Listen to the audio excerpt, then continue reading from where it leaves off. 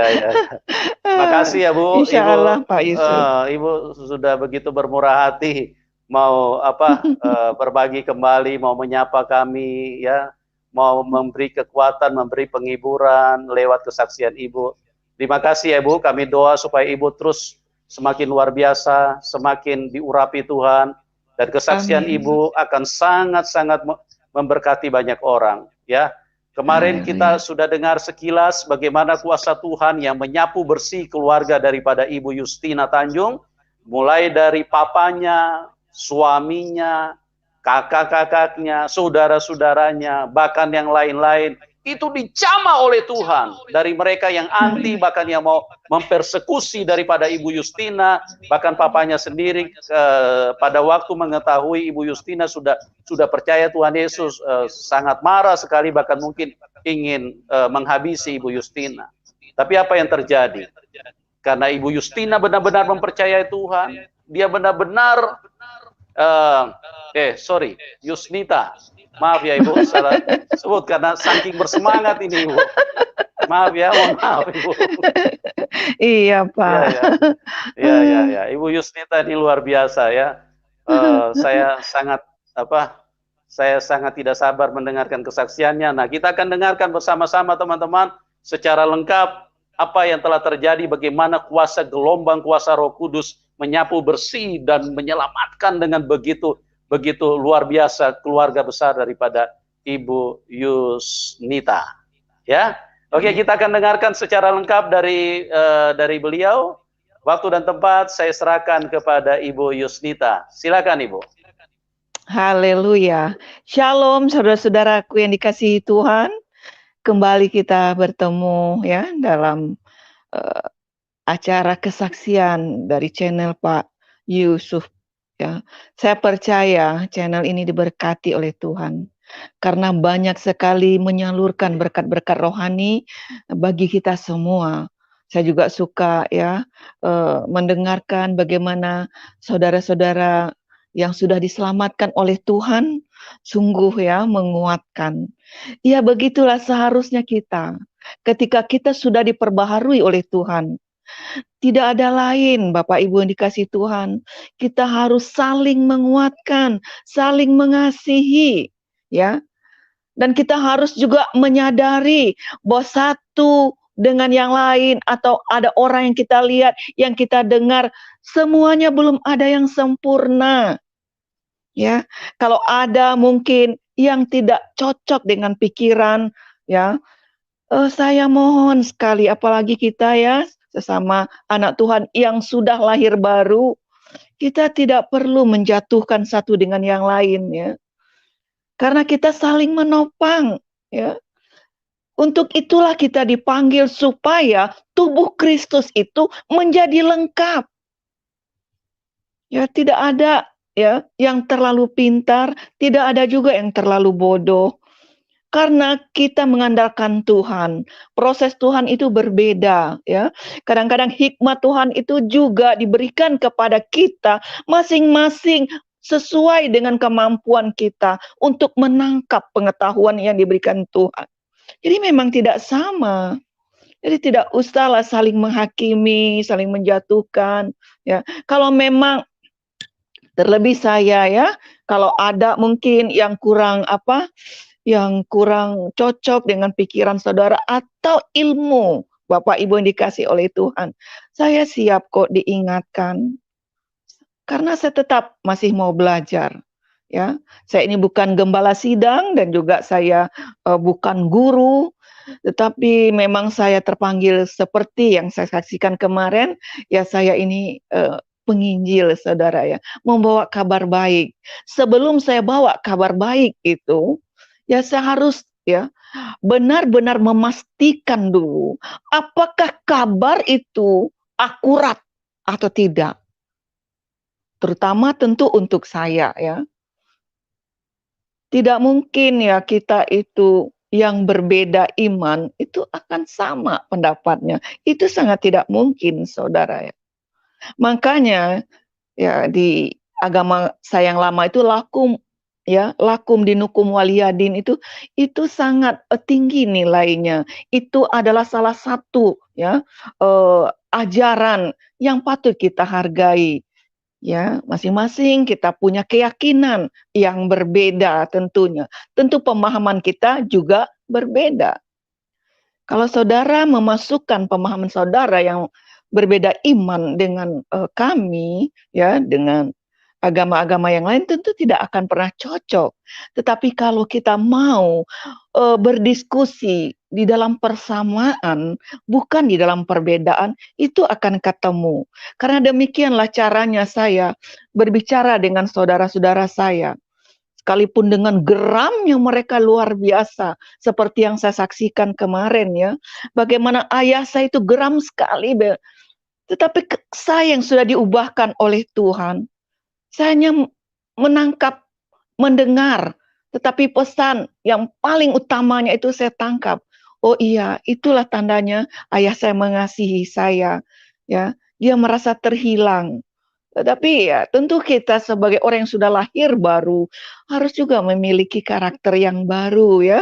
Yang dulu saya pemarah, saya sombong, saya angkuh, saya dendam ya. Tapi ketika kabar baik itu ya saya terima dengan hati yang baik itu, maka segala sesuatu bisa menjadi baik.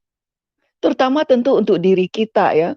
Kasihilah sesamamu seperti engkau mengasihi dirimu sendiri. Terlebih dahulu saya harus mengasihi diri saya ini. Ya.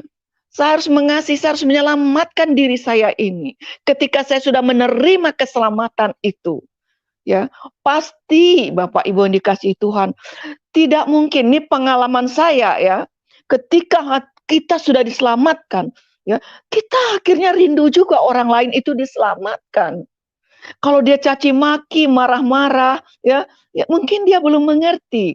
Tetapi ingatlah saudara, jikalau saudara sudah mengerti, tetapi saudara masih ya mencaci maki orang yang sungguh-sungguh di hadapan Tuhan, itu yang disebut serigala berbulu domba itu. Nah, itu paling menyeramkan memang. Ya. Apalagi ahli-ahli Taurat zaman now ini, aduh, mengerikan. Mengapa harus begitu? Kalau saudara dipercayakan lebih oleh Tuhan, baik dalam ilmu, kan saudara harus semakin rendah hati, kan? Harus semakin rendah, saudara. Bagaimana saudara melayani, tidak menunjuk, menghakimi. Kayaknya itu bukan ya ajaran Yesus Kristus deh. Saya ini orang yang keras, keluarga saya semuanya keras, latar belakang kami itu, aduh, ya keras sekali. Ayah saya, keluarga saya semua. Tapi ketika saya terutama boleh merasakan bagaimana Tuhan itu menyelamatkan saya, ya, menyembuhkan luka-luka batin saya. Saya sangat bersyukur. Ternyata tidak ada yang perlu disombongkan Bapak Ibu. Nggak ada. Rasul Paulus mengatakan ketika dia sudah dijamah juga, apa yang menjadi kebanggaan dia dulu, mungkin gelarnya, kedudukannya, kekayaannya, dia anggap sampah semuanya. Saya terkaget-kaget memang membaca ayat-ayat seperti itu. Tapi banyak orang mengumpulkan sampah-sampah itu dan berdiri di atas sampah itu sehingga dia menjadi sombong. Apalagi kalau sombong rohani, aduh sangat mengerikan Bapak Ibu ya. Saya benar kata Bapak Gembala saya Pak Yusuf Roni. Kalau non-Kristen memusuhi kita, mau membunuh kita, kita mengerti karena dia belum percaya kepada roh yang dikata Roh Kudus itu yang disebut Allah itu adalah kasih itu. Dia belum mendapat itu. Tapi bagaimana dengan yang di dalam? Nah, saya sedang berada di ruang itu, Bapak Ibu, karena saya sudah jadi hamba Tuhan juga melayani. Dan benar itu. Paling mengerikan ahli-ahli Taurat ya zaman sekarang ini. Atau dikatakan juga apa? Serigala berbulu domba, mungkin kasarnya begitu. Tetapi satu hal yang saya tahu bahwa Tuhan tidak pernah meninggalkan saya. Kalau saya disudutkan, ditekan, ya direndahkan, apalagi mengatakan oh, bohong, kesaksian bohong, saya paling bersyukur ketika mereka katakan itu. Tuhan. Karena orang semakin membenci, ya, semakin membenci biasanya ditangkap oleh Tuhan, saudara. Karena kalau orang itu benar, kita tuduh tidak benar. Kalau orang itu benar, kita fitnah dia. Nah, pasti Tuhan, kalau dia tidak membalas, Tuhan akan berperkara. Nah, itu yang saya lakukan untuk ayah saya. Ya, luar biasa ketika Tuhan juga menjamah saya. Ayah saya itu, ya, boleh dikatakan rajo melenggang di langit, kata orang, ya, dia tidak takut sama siapapun. Ya. Tetapi satu kali, ya, ketika dia menantang saya, dia katakan, dulu kalau dia tuduh saya ini disogok lah, saya ini diiming-iming, dikasih ini sama orang-orang Kristen itu. Orang Kristen kan begitu, menarik-narik orang, ya, dengan memberi sembako, memberi uang, kalau perlu memberi mobil. Tidak terbukti sama sekali bertahun-tahun itu. Tidak terbukti. Di situ, ya, dia mengatakan jangan kamu sudah didukunin, sudah dipelet oleh orang Kristen itu, dijampe-jampe katanya. Jadi dia ingin bertemu dengan dukun saya. Siapa nama dukun saya itu? Akhirnya saya sebutlah, setelah saya dimandikan sama dia, ya, supaya saya berbalik lagi ke jalan yang benar itu. Ya. Ayah itu yang paling saya benci dengan luar biasa, ya. Saya sampai harus bayar harga di dalam pernikahan saya hanya untuk balas dendam ke ayah saya. Ya. Tapi ketika Tuhan mengubah hati saya itu, saya jadi mengasihi ayah saya mengampuni dia. Karena pengampunan itu adalah pelayanan kita yang paling berat, tetapi paling mulia ketika kita, ya, membalas kejahatan itu dengan pengampunan. Ya, sebelum bisa kita mengampuni, ya, balaslah caci makian itu dengan penyembahan. Sembah Tuhan, agungkan Dia sampai kita benar-benar merasa menyatu dengan Tuhan itu. Nah, ketika kita mau mengampuni seseorang itu, benar kita bisa melupakan apa, ya, yang pernah dia lakukan kepada kita. Rasanya, ya, di antara bapak yang jahat, bapakku ini termasuk yang jahat, ya, sama keluarga. Nah, tetapi di situ ketika Tuhan mengubah, kenapa? Ketika saya melihat salib itu dulu yang saya katakan, salib itu, maaf saudara, saya minum. Maaf saudara, ya, dulu itu saya memang menghujat, ya, salib itu ada jin setannya. Emang begitu saudara, di dalam ketidakmengertian. Tetapi ketika saya melihat salib itu sekarang benar.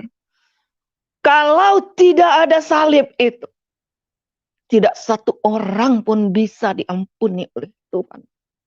Tidak ada satu orang pun yang bisa berdamai dengan Tuhan. Ketika saya melihat itulah karya Tuhan terbesar, ya, lewat pengampunan yang dilakukan oleh Yesus Kristus. Sebagai manusia 100% dia, pasti dia merasakan sakit. Karena dia harus menggantikan seluruh dosa di dunia ini. Dosa siapa? Dosa manusia. Dia 100% Allah, dia 100% manusia, saudara. Begitulah gambaran orang ketika Yesus disalib itu. Orang terpisah dengan Allah. Orang manusia kalau berdosa, ya, dosanya tidak diselesaikan, maka dia terpisah dengan Allah. Eloi, Eloi, lama sabachthani. Itu dia berseru sebagai manusia kita juga. Kita jangan sampai Tuhan Yesus meninggalkan kita lagi. Tetapi karena dia memang melakukan misinya dalam pengampunan untuk kita semua. Maka Yesus yang 100%, yang sempurna, manusia sempurna itu. Sebagai Adam, dikatakan Adam yang sempurna. Adam yang pertama sudah gagal. Ya, tapi Adam yang kedua ini, manusia yang kedua yang sempurna ini, yang menebus kita. Artinya dia menjemput kita kembali. selesai sudah penghukuman manusia ya di hadapan Tuhan. Yesus kembali memperdamaikan kita dengan Tuhan.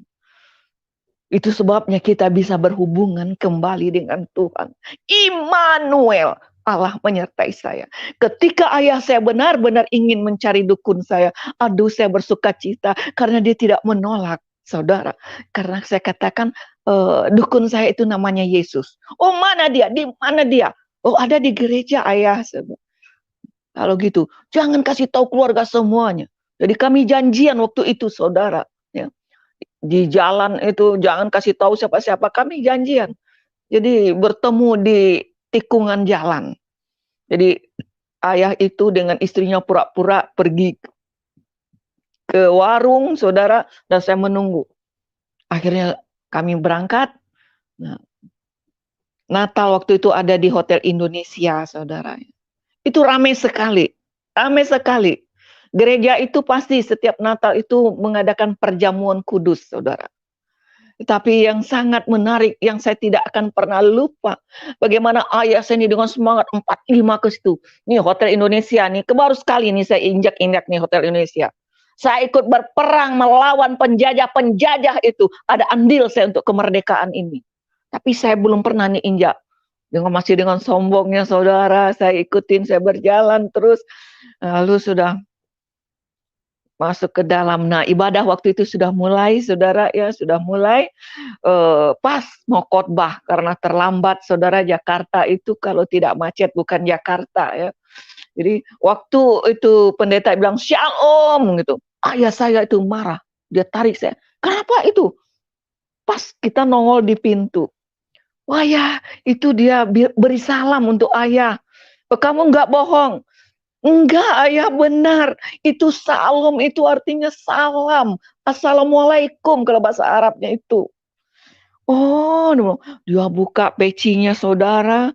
Lalu dia, Waalaikumsalam warahmatullahi wabarakatuh. Nah, orang yang sebanyak orang yang mendengar, orang melihat ke pintu, saudara.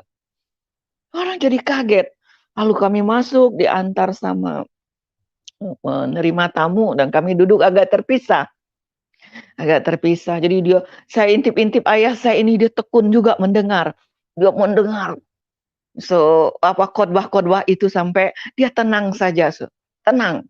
Tidak ada komentar. Pokoknya dia mengamati, ya. Untung dia tidak tanya, mana itu Yesus itu. Dia nggak tanya. Jadi dia terpaku ya, terfokus dia mendengar khotbah itu. Karena tentang Natal, saudara ya. Jadi dikupaslah di situ bahwa Yesus datang ke dunia ya. Waktu itu kalau tidak salah begitulah bagian dari khotbah itu. Ya. Tuhan itu menjemput saya dan saudara ke dunia ini. Karena Tuhan itu sendiri yang menghukum. Ya. Jadi dia datang sebagai manusia.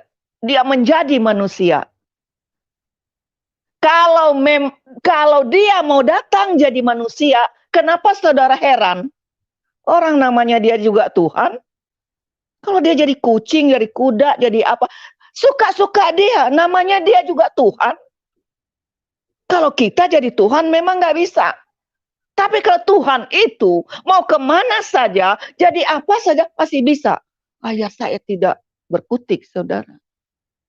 Sudah ibadah, sudah selesai. Ini perjamuan kudus. Nah, perjamuan kudus itu dia lihat. Nah, sudah ke depan kita dia lihat. Dia panggil saya, sini kamu sini. Aduh nak, kembalilah ke jalan yang benar. Kamu udah kurus kering. Iya, dia apakan kamu sama orang Kristen. Dulu badan kamu gempal ini. Sekarang kurus. Memang saya kurus kering waktu itu, Bapak Ibu ya. Ya. Terus saya bilang, ini kan Natal. Ini hari raya kan, hari rayo di awak. Iyo. Terus kenapa ayah? Ini mewah, gedungnya mewah seperti ini. Masa rotinya itu kecil-kecil? Dasar orang Kristen ini ceke, pelit, dia bilang begitu. Saya udah terdiam, ada ketawa saya terdiam. Nah, nggak usah, saya nggak usah dikasih. Pergi. Saya makan seraup juga itu, katanya nggak kenyang dia. Sudah datang lagi lah itu apa perjamuan kudus. Gelasnya juga kecil. Astagfirullah, la ilaha illallah. Itu minuman segitu. Bagaimana itu? Hah? Sagedang iko gedung mewah. Nah iyo kudo. Ya lihat. Saya mau menjelaskan, enggak bisa. Saya diam dulu. Udah pulang-pulang. Tuh tunggu ayah sedikit lagi, ayah sedikit. Nah, sudah terakhir lah saudara ya. Akhir dari ibadah itu doa berkat itu. Di situ saya berdoa, saya terus bergumul sama Tuhan. Tuhan, tolong Tuhan, jamah hati ayah saya. Karena ayah saya sudah bertindak. Orang kalau sudah bertindak, ingin tahu, biasanya Tuhan itu akan memberitahu. Nah, tiba-tiba dia tes lagi saya. Dia bilang, sini Om. Ya panggil lagi, kita duduk agak terpisah, saya datang lagi. Kenapa ayah? Boleh nggak tuh saya salaman tuh sama yang paling depan? Saya lihat kan jauh saudara, itu kan ribuan orang yang saya lihat. Yang depan itu yang di atas itu. Oh yang doa berkat. Saya bilang, aduh, oh iya ayah mau salam. Iya saya mau salaman sama dia. Nah mungkin terbawa tradisinya di agama kami yang lama, memang kalau salaman pertama dengan yang paling depan itu rasanya pahalanya besar ya, mungkin dia terbawa seperti itu. Lalu saya lari ke depan, saya kasih tahu sama itu ibu gembalanya. Saya bilang, Bu, ayah saya datang. Dia tahu, saya kenal dengan dia. Kami sama-sama juga orang Minang, saudara ya. Lalu saya bilang, iya, ayah datang. Ya, yang benar. Iyo datang. Ya sudah, pokoknya terus ya dia mau salaman sama bapak. Aduh, tolong ya, Uni nggak mau tahu itu bagian Bu Gembala lah ya. Saya lari lagi ke ayah saya. Saya lihat juga dia lari ke atas. Itulah cara Tuhan luar biasa. Ya. Tuhan tidak akan pernah mempermalukan anak-anaknya. Siapa saya ini sebenarnya, Bapak Ibu ya. Tapi kalau kita ada kerinduan, ya, kita mau berkorban waktu, tenaga, ya, untuk jiwa-jiwa yang perlu diselamatkan. Yuk kita bertindak dengan kasih Tuhan. Ya. Lalu nggak lama kemudian mulai saya pegang bapak saya, ayah saya ke depan dan sampai ke depan. Tiba-tiba Bapak Gembala itu merentangkan tangannya. Dia rentangkan tangannya. Ayah saya jadi kaget, dia buka pecinya, dia taruh aja di keteknya. Akhirnya gembala ini datang, dia peluk ayah saya. Ayah saya nangis-nangis dan akhirnya didoakan ayah di situ. Keluarga saya yang lain tidak tahu, saudara. Didoakan, semuanya dilepas, diadakanlah doa pelepasan itu. Nah, sejak itu ayah saya itu mulai mendekati saya. Mulai ya, sudah berapa bulan kemudian itu saya merasakan ada perubahan juga.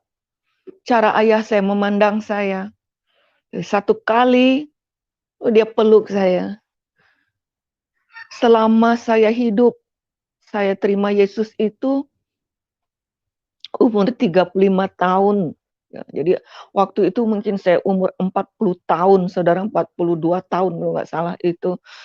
Ayah saya memeluk saya. Dia katakan, ayah sayang sama kamu. Jadi sejak itu kami sering diam-diam berdiskusi tentang bagaimana ini ayah begini. Ayah tetap sholat ayah. Tuhan Yesus ini tidak pernah mempersulit umatnya. Ayah bisa bahasa apa? Ya, bahasa bulan pun kalau ayah pakai, Tuhan Yesus tuh mengerti. Jadi jangan mau bahasa Indonesia atau ayah mau bahasa Arab, iya, Tuhan itu mengerti. Oh begitu ya, iya. Mulailah saya kasih ayat-ayat, lalu dia bertanya ke saya. Dia katakan, mengapa kok orang Kristen itu, kok kamu itu menyembah Yesus Kristus itu? Kenapa? Dia kan manusia, ya. Dia kan dilahirkan dari si Maryam itu. Kenapa kamu menyembah-nyembah dia? Itu kan dia anak manusia. Ayah saya bilang, dia itu sebenarnya, ya, dia itu 100% Allah itu, 100%. Dan dia juga 100% manusia, ayah. Kok bisa begitu? Ya namanya Allah bisa saja, ayah. Lalu dari mana kamu tahu dia itu Allah? Ya kelahirannya aja di Al-Quran juga sama kan, ayah. Ya, tanpa hubungan suami istri.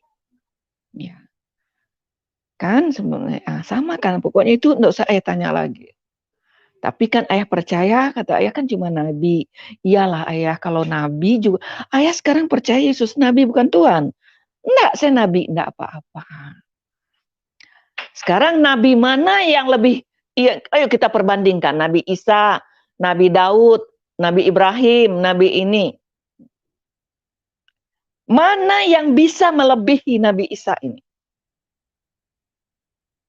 Baik mujizat-mujizatnya kita lihat kan suka mengukur ya segala sesuatu yang goib itu dengan mujizat itu kan.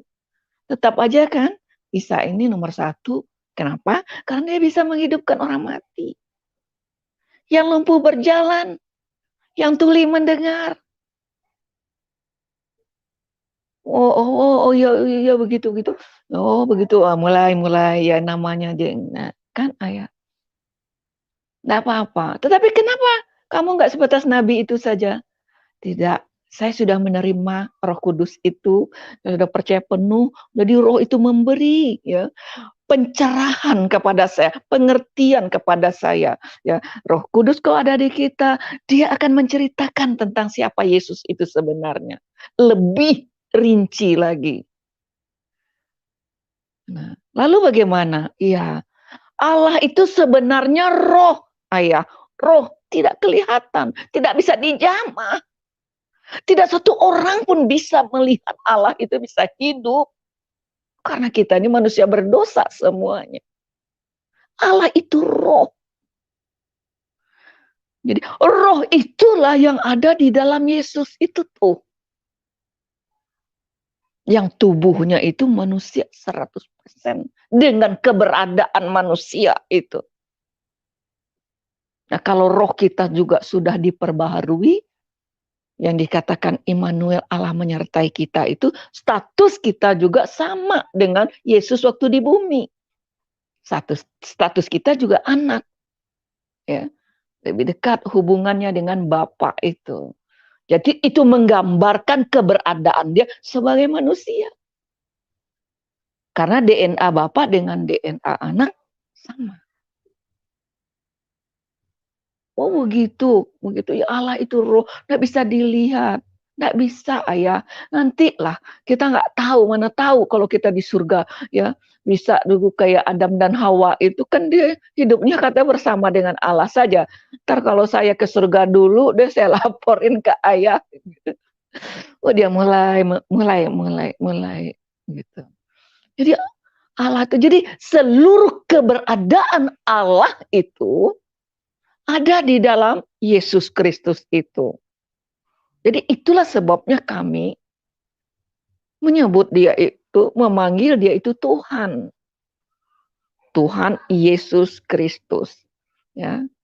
Yesus ini dikatakan juga di dalam Alkitab bahwa pada mulanya adalah firman, firman itu bersama-sama dengan Allah, dan firman itu menjadi manusia. Menjadi manusia, dia diam di antara kita. Nah itu waktu Yesus ada di bumi, ya sudah ada ayatnya seperti itu. Ya, jadi kita mengenal Allah itu karena pada mulanya adalah firman, firman itu bersama-sama dengan Allah. Firman itu tidak akan pernah terpisah dari Allah. Tidak pernah. Firman itu adalah perkataan Allah. Perkataan Allah. Nah, firman itu menjadi manusia.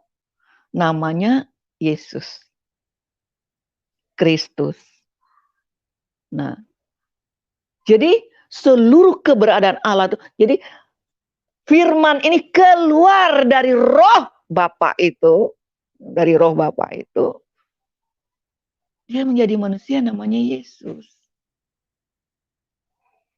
Kalau Yesus ini nanti naik lagi ke surga, dia bilang, dari Bapa itu juga nanti keluar lagi, dikeluarkan untuk menyertai kita. Namanya Roh Kudus. Jadi saya menjelaskan hanya sesederhana itu, ayah saya mulai memahami. Oh begitu ya. Hati saya juga mulai tenang, tapi bagaimana ini? Ilmu ayah saya itu benar tinggi. Menurut cerita ayah saya, saya nggak tahu, tanyalah sama kroni-kroni dia di Padang Panjang itu. Ya. Waktu zaman-zaman Jepang, zaman-zaman Belanda itu katanya, kalau dia bunuh orang pakai jempolnya aja mati, dia nggak pernah ketangkap, nggak pernah ketahuan. Dan gurunya aja bisa berdiri di atas daun tebu menurut ceritanya. Jadi di antara anak ayah semuanya dikumpulkan itu, waktu itu dia lihat telapak tangannya, menurut ayah ilmu itu harus diturunkan ke salah satu anaknya.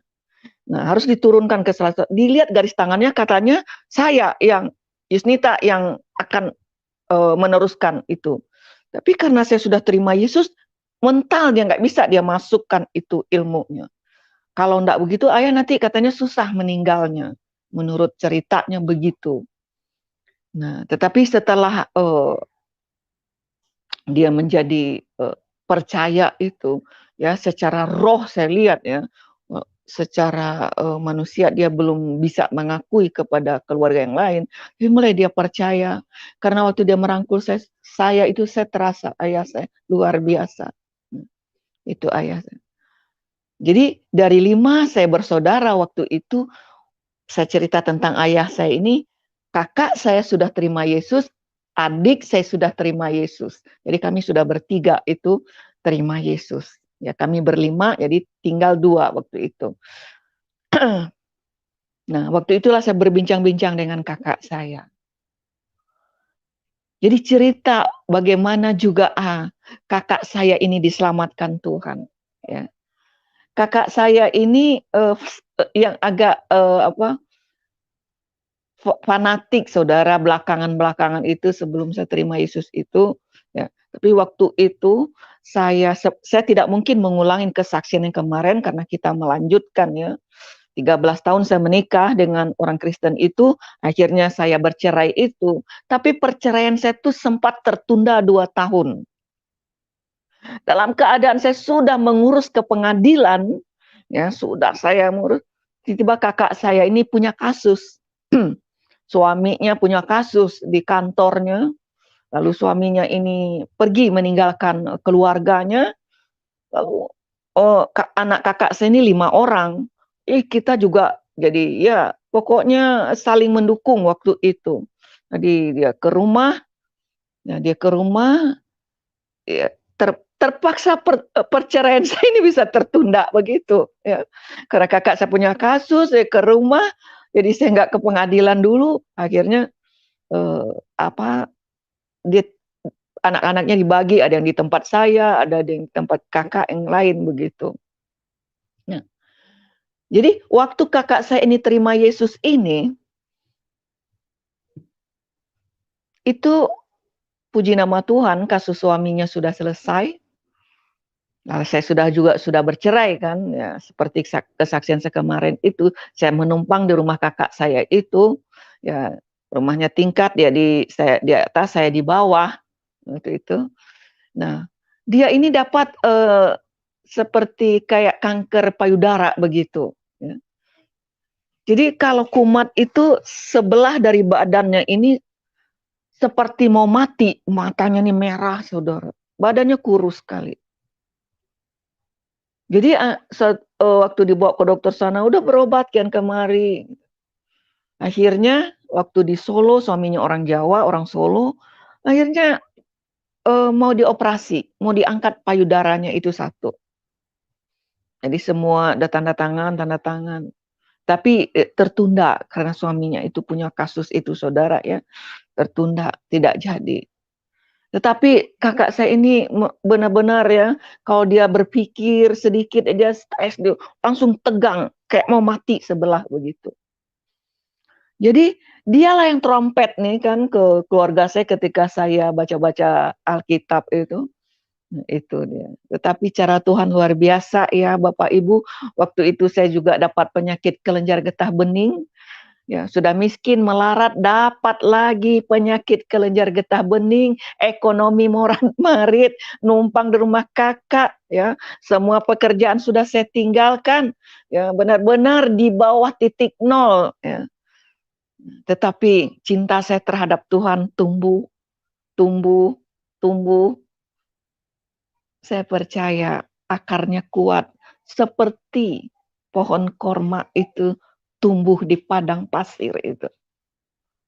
Ketika saya bertemu dengan Tuhan itu benar-benar saya melekat erat. Beban apapun yang Tuhan taruh di kehidupan saya tidak sendiri lagi, tapi saya bersama dengan Tuhan saya.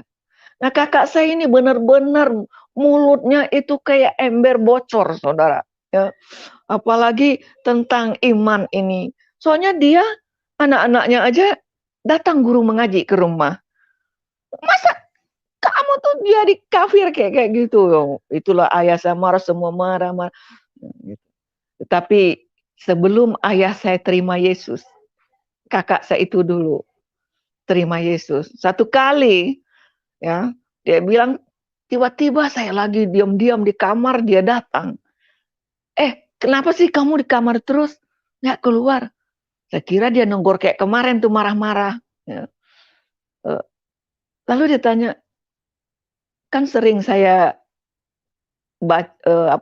kasih ayat-ayat dia marah-marah. Udah nggak usah. Dulu saya juga udah baca. Saya baca-baca dulu tuh. Ada Alkitab si Simon kan di rumah. Saya baca biasa-biasa aja, nggak ada apa-apa. Nah sekarang ini saya lihat dia datang dengan wajah yang berbeda. Ke kamar, dia datang siang-siang jam 1-an dia siang. Hehehe, kamu nggak ke gereja? Loh, kaget saya saudara. Bilang, ke gereja? Saya nanti siang ke gereja. Sorean soalnya saya ikut ibadah yang jam 4 sore. Kenapa? Enggak, saya mau ikut. Hah, saya kaget langsung saya bangun. Saya kira dia mau marah-marahin saya lagi. Nah, taunya ikut ke gereja. Saya bilang, iya, ikut gereja. Ya. Ikut ke gereja. Akhirnya saya enggak tidur lagi. Saya mikir-mikir mimpi apa enggak ini. Ya. Akhirnya kami kira-kira jam 2:30 kami berangkat, saudara. Berangkat ke gereja. Tetap saja terlambat, saudara ya. Baru saja kakak saya ini mau duduk ya, mau duduk di gereja itu, khotbah sudah dimulai. Nah, lalu dia Pak Yusuf Roni memang khotbahnya itu tuh tertanam di diri saya jadi buah jadi ayat emas saya itu kalau dia bicara seperti itu. Ya, itu juga yang saya sampaikan ke ayah saya. Dia bicara, dia berkhotbah itu. Saudara tidak usah heran-heran, tidak perlu saudara itu mencari tahu siapa Allah itu sebenarnya. Nggak akan terjangkau oleh pikiran saudara. Tetapi kalau dia menjangkau saudara, dia datang kepada saudara, ya, dia memperkenalkan dirinya dengan berbagai cara kepada saudara karena dia Tuhan. Tidak usah heran kalau dia jadi manusia. Saudara mau cari-cari dia, teriak-teriak panggil dia. Tidak akan pernah saudara ketemu.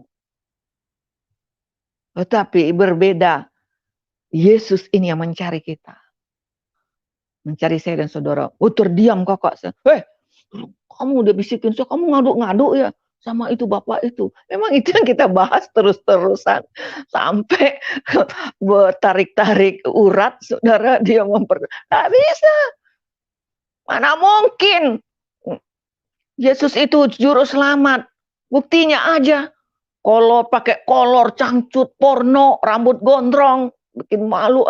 Itu yang saya jelas-jelas nggak ngerti-ngerti juga. Nah akhirnya dia terduduk, dia bilang kamu ngadu-ngadu. Saya bilang enggak, masa saya ngadu-ngadu.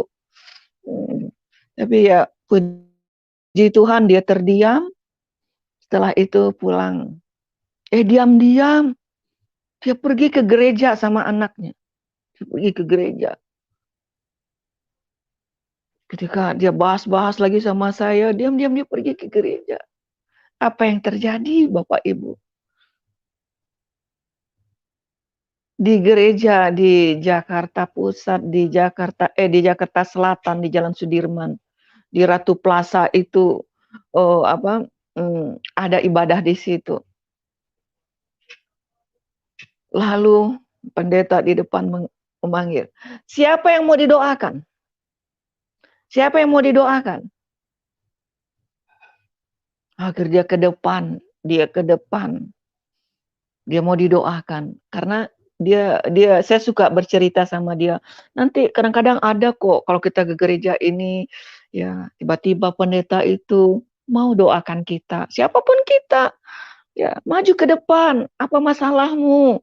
Apa sakit penyakitmu? Mana tahu Tuhan bekerja, ya. Tuhan tidak pernah memaksakan kehendaknya juga.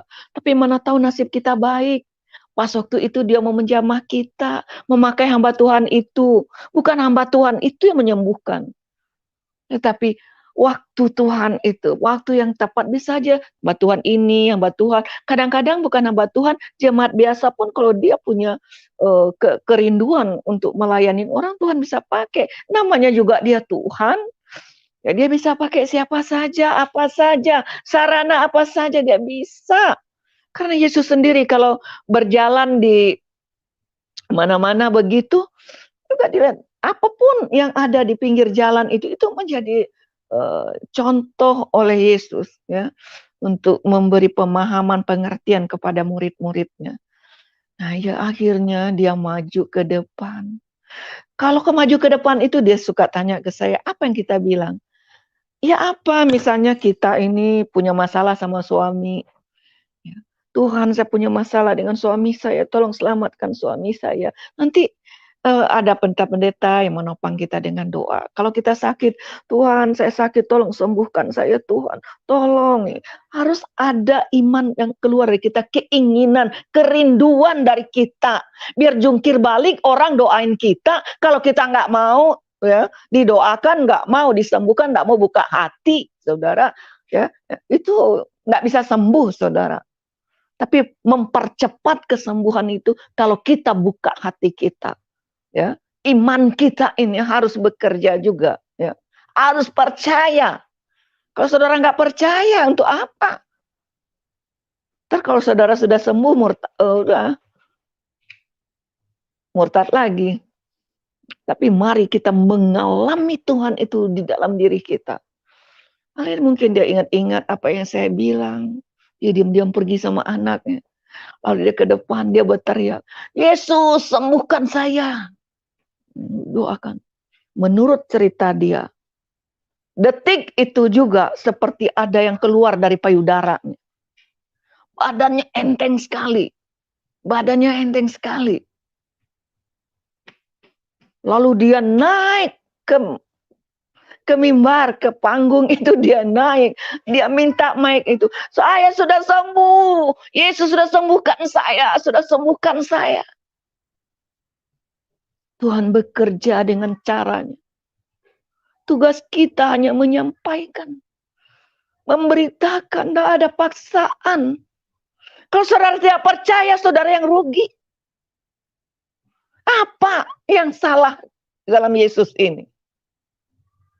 Kalau dia Roh Kudus itu, dia firman Allah itu. Bukankah kita membutuhkan itu? Detik itu juga kakak saya sembuh menurut cerita. Dia pulang. Pulang dia. Saya lah orang yang paling berbahagia dunia dan akhirat, saudara. Waduh, dia bersuka cita. Ya, pendek cerita, begitulah Tuhan menyembuhkan kakak saya. Dan tidak jadi diangkat payudara. Akhirnya dia terima Yesus sebagai juru selamat. Ketika dia menerima Yesus, ya, apa yang ada di dalam diri saya terimpartasi juga kepada dia. Dia rindu juga anak-anaknya diselamatkan. Dia rindu juga suaminya diselamatkan. Jadi kami berdua jadi kuat. Kan satu rumah apalagi. Suaminya kasusnya sudah sedikit-sedikit berangsur selesai, saudara. Tapi anak-anaknya dulu, 5 orang anaknya, akhirnya 4 orang terima Yesus. Jadi saya semakin kuat. Saya melihat anak saya yang tadinya 2 di pesantren itu juga. Tidak sulit juga, saudara saya, ya, membawa dia kepada Tuhan. Ternyata menurut pengakuan dia, sebenarnya kita juga udah lama mau ingin ya, ikut Yesus itu. Apalagi anak saya perempuan itu tuh, kalau kerudungnya tuh ke sekolah itu hilang, terlambat itu, rame setengah mati. Kalau papanya itu, ya waktu saya belum bercerai, saudara ya, papa itu nyalain ini ada di TV khotbah Kristen, dia matiin. Fanatik anak saya ini, ya, anak saya berdua, yang pertama dan kedua itu. Tapi ketika saya sampaikan, anak saya dengan sukacita, kami berangkulan, sebenarnya kita juga dari dulu pengen kok ikut, tapi kita takut sama mama. Di situ saya merasakan, ya, bagaimana Tuhan memberi penghiburan, memberi kekuatan. Apa yang tidak pernah kita pikirkan, Tuhan itu memberi pada kita dengan caranya. Jangan lagi memakai cara kita. Nggak bisa, saudara, akal-akalan bagi saya ikut Yesus ini. Tulus saja, polos saja. Karena kalau kita bersama dengan Tuhan, Tuhan itu yang akan berkarya di dalam hidup kita. Kita ini hanya alatnya saja. Nggak pernah saya paksa ayah saya atau adik saya, kakak. Nah, saudara, saya hanya membawa kabar baik itu. Lalu saya jalankan. Mereka terheran, apaan hidup lu udah terkutuk kayak gitu, udah miskin, melarat. Lu masih nyanyi-nyanyi aja. Kalau saya belajar, walaupun hanya makan tempe, saya bersyukur sama Tuhan. Itulah hidup saya tahu bersyukur kepada Tuhan. Dulu saya tidak tahu bersyukur seperti itu. Yang adanya kurang. Pengen kaya, pengen ini, pengen itu. Tapi benar-benar hanya makan dengan tempe di warteg. Saya bisa, saudara, mengucap terima kasih Tuhan untuk ada makan. Dan memang kenyang, saudara, yang mengucap syukur sama Tuhan. Nah, di situ saya mulai merasakan bagaimana ayah saya ini mulai agak, ya, akhirnya agak pada terdiam. Tapi di balik itu mereka berkumpul lagi, marah lagi. Yusnita ini benar kan jadi virus? Lihat itu, kakaknya itu loh, tambah kebencian mereka menjalar ke lingkungan saya. Menjalar ke lingkungan. Saya yang aktif dulu di PKK, semuanya menjadi semakin sempit rasanya. Saya tadinya yang di TVRI, di TPI, saudara, situ orang-orang, ya, kawan-kawan saya yang dekat sama saya. Waktu itu saya agak dekat sekali sama Ibu Ade Irawan, ya, Ade Irawan itu, karena saya janji kan dia akan main di film saya itu. Aduh, dia marah, dia trompet juga di TVRI itu, saudara. Sampai kepala bidang drama itu, dia katakan, tidak akan di-ACC naskah kamu itu. Puji Tuhan saya sudah tinggalkan itu. Ketika saya datang, saya juga mungkin, ya, karena cinta mula-mula itu, saya cari juga orang di TVRI itu siapa yang Kristen. Saya datang lagi ke situ, saya pakai salib, saudara. Waduh, jadi rame lagi di situ. Tapi ada beberapa orang Kristen di situ. Cuman saya bertanya waktu itu, kenapa?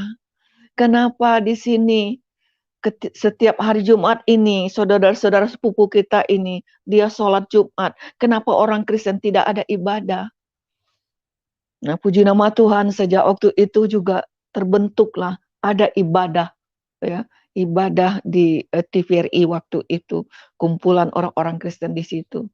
Saya pergi lagi ke Taman Ismail Marzuki waktu itu, di mana saya hidup dulu di dunia yang gelap itu.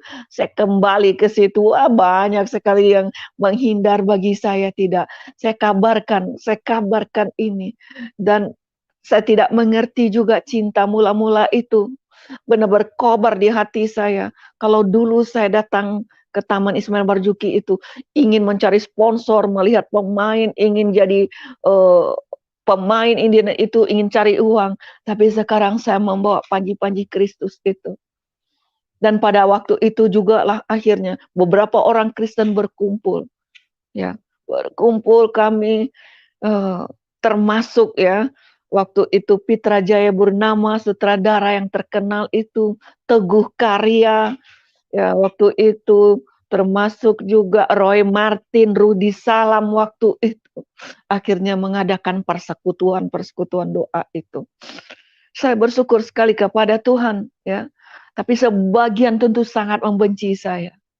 Bisa bersyukur sekali dalam pelayanan saya terjaring juga jiwa ya. Satu orang kita ya, orang Minang, orang Padang ya. Ya, namanya Ina. Kenapa nih? Kenapa Uni jadi begitu? Nah, Dek, jangan marah dulu, jangan marah dulu. Yuk kita baca ini ya, Dek ya. Wah, akhirnya puji nama Tuhan, terima Yesus ya sebagai juru selamat. Jadi ketika kita berakar di dalam Tuhan, ketika pohon korma itu, ya, Mazmur 92 ayat yang ke-13 itu, hidup orang benar itu bagaikan pohon korma. Tahu saudara pohon korma itu tumbuh di mana? Di padang pasir, di padang gurun itu. Demikianlah kita ini juga diletakkan oleh Tuhan. Ya di tengah-tengah dikatakan seperti domba di tengah-tengah serigala. Dunia ini bicara seperti padang gurun itu. Kita diletakkan sebagai alat Tuhan. Tetapi ketika kita bersama dengan Tuhan, tidak ada lagi yang perlu kita cemaskan. Ya, harta kekayaannya tidak akan pernah menjamin kita. Kan pernah menjamin kita. Justru semakin kita diberkati, semakin kaya kita. Kalau bagi saya semakin takut saya. Karena takut saya tidak bisa memanage keuangan itu. Karena Yudas jatuh karena dia memegang uang terlalu banyak.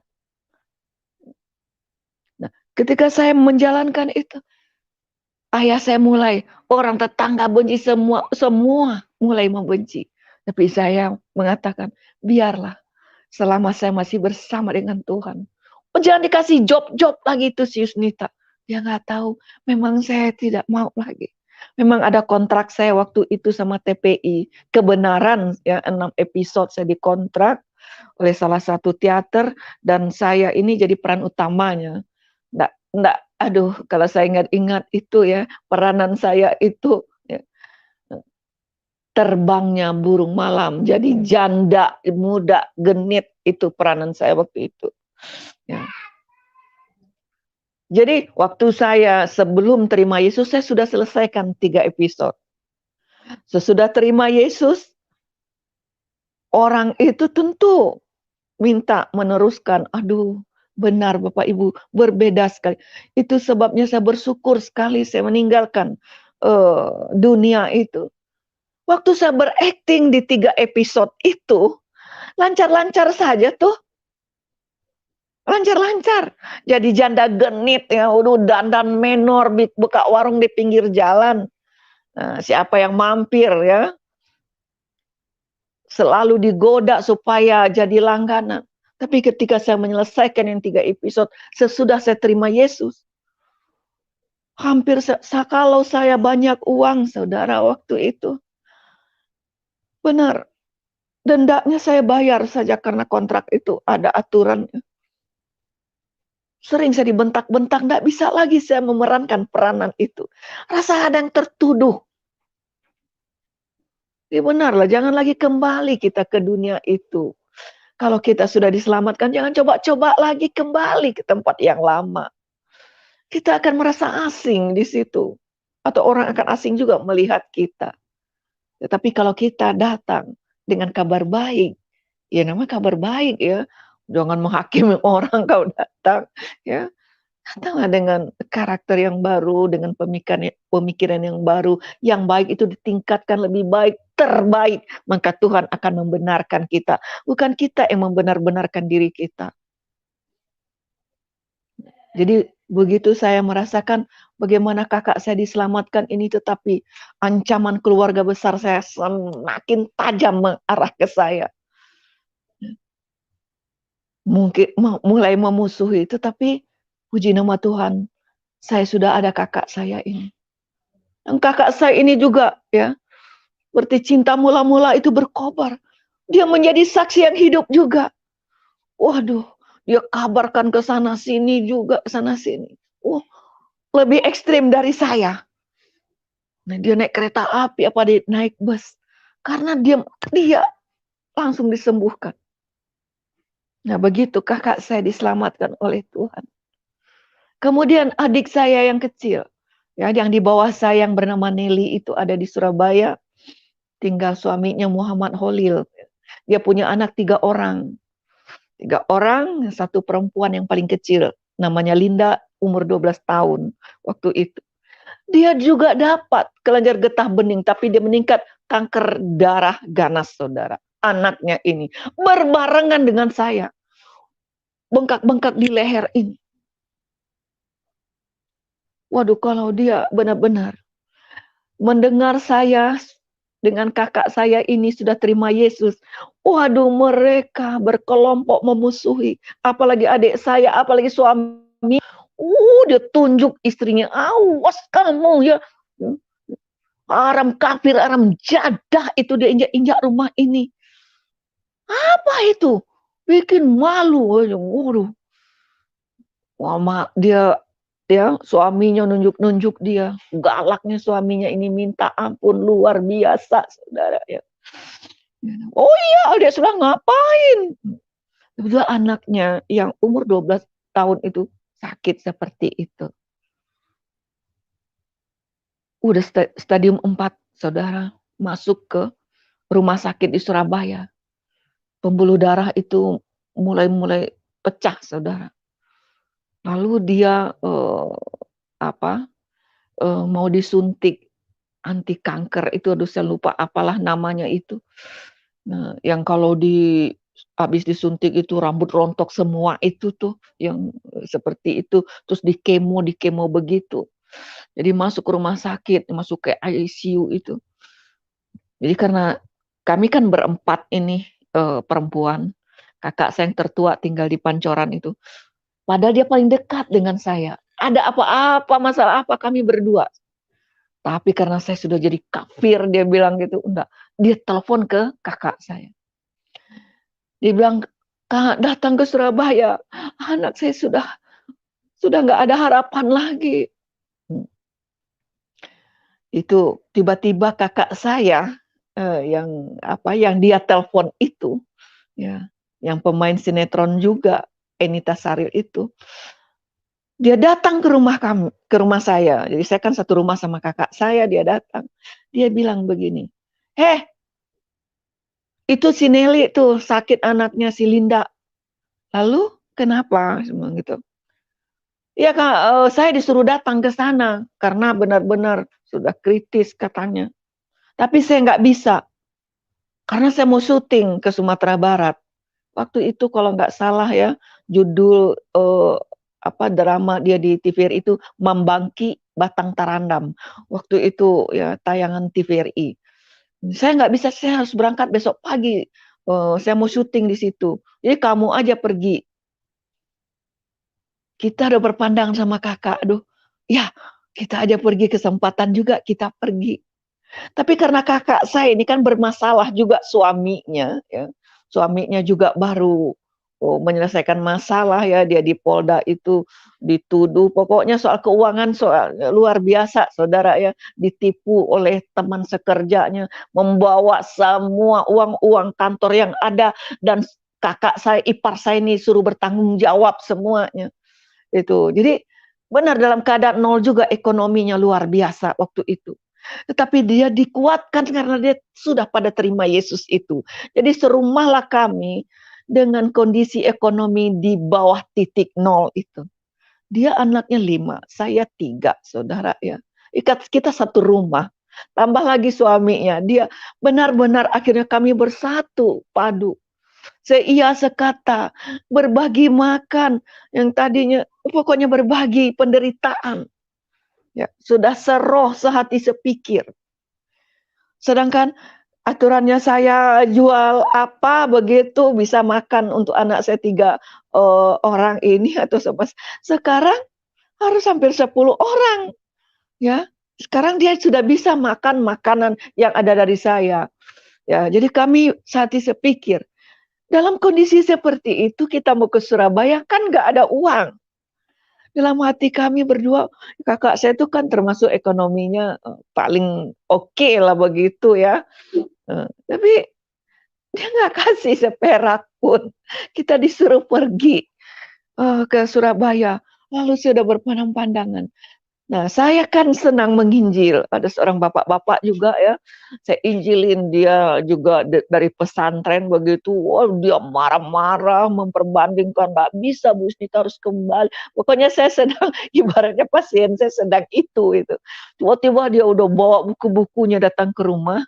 Gitu. Lalu dia bilang, ada apa kok pada menangis berangkul-angkulan begitu, ada apa? Akhirnya saya cerita, enggak kami mau ke Surabaya. Ada cerita apa-apa, ada apa ini? Ya saya bilang, ya saya mau pergi, mau jual TV saya bilang waktu itu belum saya jual TV yang seperti saya saksikan kemarin itu belum terjual Bapak Ibu ya. Gitu. Akhirnya dia bilang jangan jual, butuh berapa? Lalu puji nama Tuhan, burung gagak pun bisa Tuhan kirim untuk memberkati kami. Dan akhirnya dikasih kami berkat dengan berangkat ke Surabaya. Ya. Bapak itu pada akhirnya dia terima Yesus juga, saudara. Nah kami ke Surabaya, saya sama kakak saya ini berdua kita ke Surabaya. Kita naik kereta yang paling murah, menghemat itu uangnya. Kalau sekarang ini uang itu sekitar 3 jutaan lah dikasih gitu ya. Jadi ya, berhemat-hemat itu. Sampai tahu-tahu keponakan saya sudah di rumah sakit. Jadi pas kita datang ke rumah sakit Karangmenjangan itu di Surabaya itu jam 1-an, jam 12 lah saudara ya. Kan sedang pemeriksaan dokter untuk pasien-pasien yang sakit.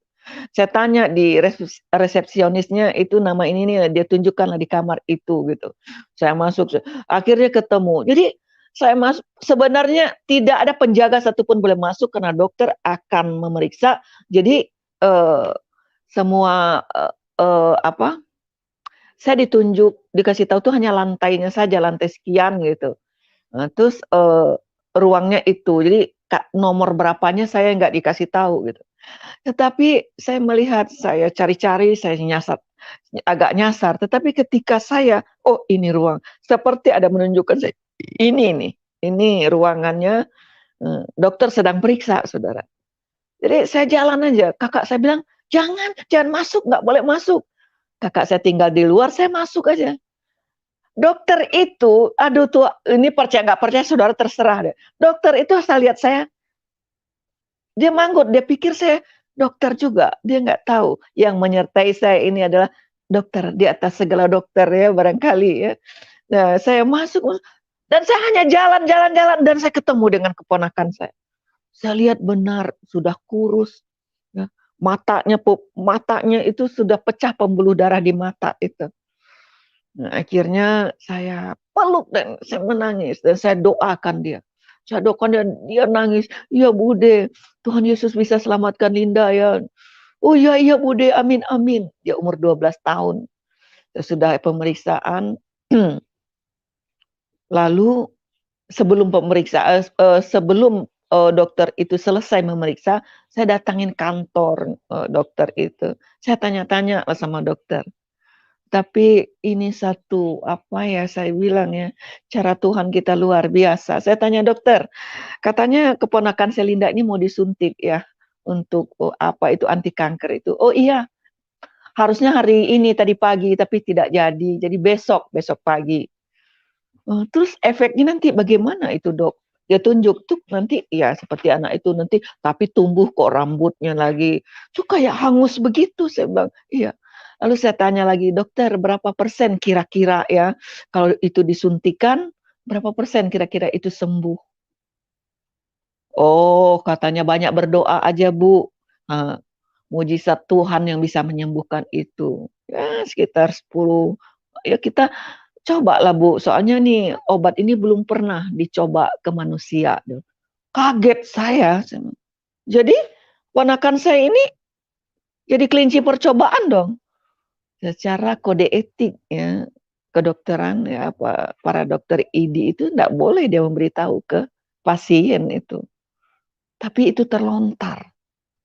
Di situ saya ambil keputusan, mulai saat ini dokter, tidak ada satu suntik pun disuntikan ke keponakan saya. Oh, ibu ini siapa? Saya ini budenya. Oh, itu yang menentukan adalah orang tuanya. Oh iya, nanti saya kasih tahu, saya kaget juga. Lalu saya cari adik saya, dan saya ketemu, saya lihat, adik saya ini juga udah kayak mau mati. Ya. Melihat anak satu-satunya perempuan mendapat penyakit kanker darah stadium 4 itu. Membuat dia stres, dia syok sekali. Saya peluk dia. Kok biar aja saya yang mati, Yus, biar saja yang mati. Si Linda begini. Saya peluk dia, saya bawa keluar, lalu saya cerita. Saya bilang, aduh, kayaknya obat ini belum pernah disuntik ke manusia. Terus gimana dong?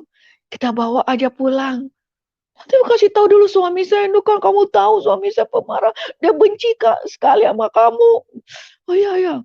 Lalu teleponlah suaminya masih di kantor. Telepon. Jawab dari si suami itu juga, aduh, nggak pernah saya pikir.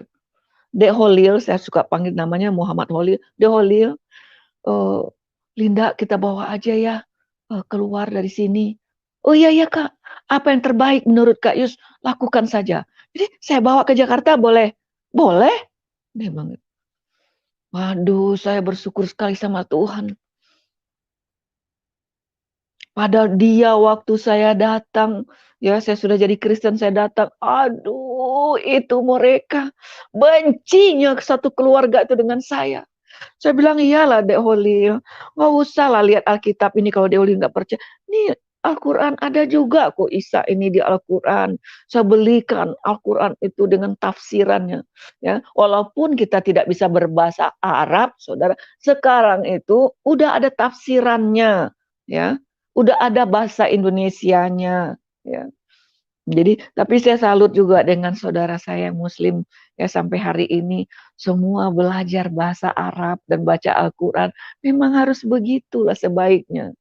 Banyak juga kan orang-orang dari Islam ini nggak bisa ngaji, banyak saudara. Tapi bangkit, ya bacalah. Nanti mana tahu dapat hidayah ya. Tapi kalau enggak juga Tuhan Yesus itu juga nggak pernah memaksa-maksa orang ya. Dia datang, marilah kepadaku yang letih lesu, yang dia panggil. Ya, yang berbeban berat, supaya dia beri kelegaan. Ya, kelepasan. Itu dia marah setengah mati seperti itu. Wah jangan. Saya tidak mau. Tapi dia ambil juga Al-Quran yang saya beli, yang ada tafsiran itu. Ya. Itu waktu saya datang pertama. Ya. Ini saya datang yang keduanya. Tapi ini dia menyerah ke saya. Tapi dia dengan mata geram ketika di rumahnya. Saya bilang, saya uruslah Selinda ini pulang ke rumah. Marah dokter-dokter juga. Kalau ada apa-apa, kami nggak tanggung jawab. Iya Bu, iya dokter. Ya, tidak dikasih surat pengantar, tidak apa. Saya minta data-data dia tidak dikasih. Bawa. Heran juga, sampai di rumah, di Wonokromo itu. Orang sudah banyak, tetangga-tetangga itu juga banyak. Karena orang besuk Linda ini memang harapannya udah tipis sekali memang waktu itu. Linda ini berteriak, dah, kamu udah pulang dah, Lin? Iya, aku udah pulang. Aku sudah sembuh, wes mari aku.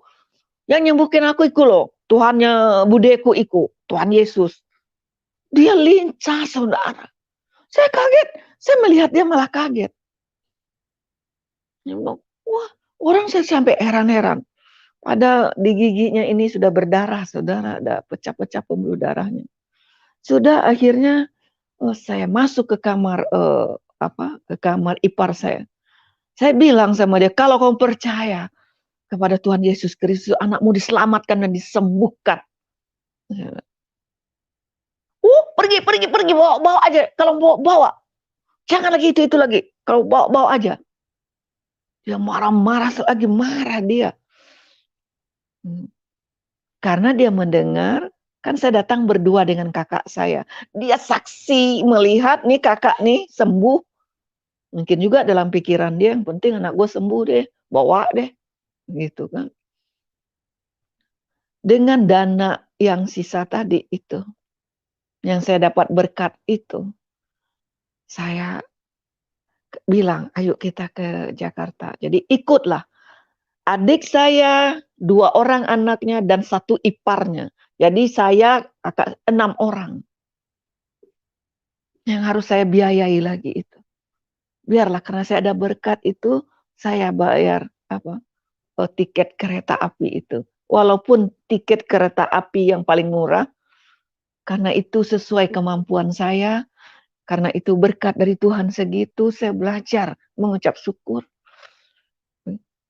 Di atas kereta api, si Linda ini duduk, ketawa ketiwi.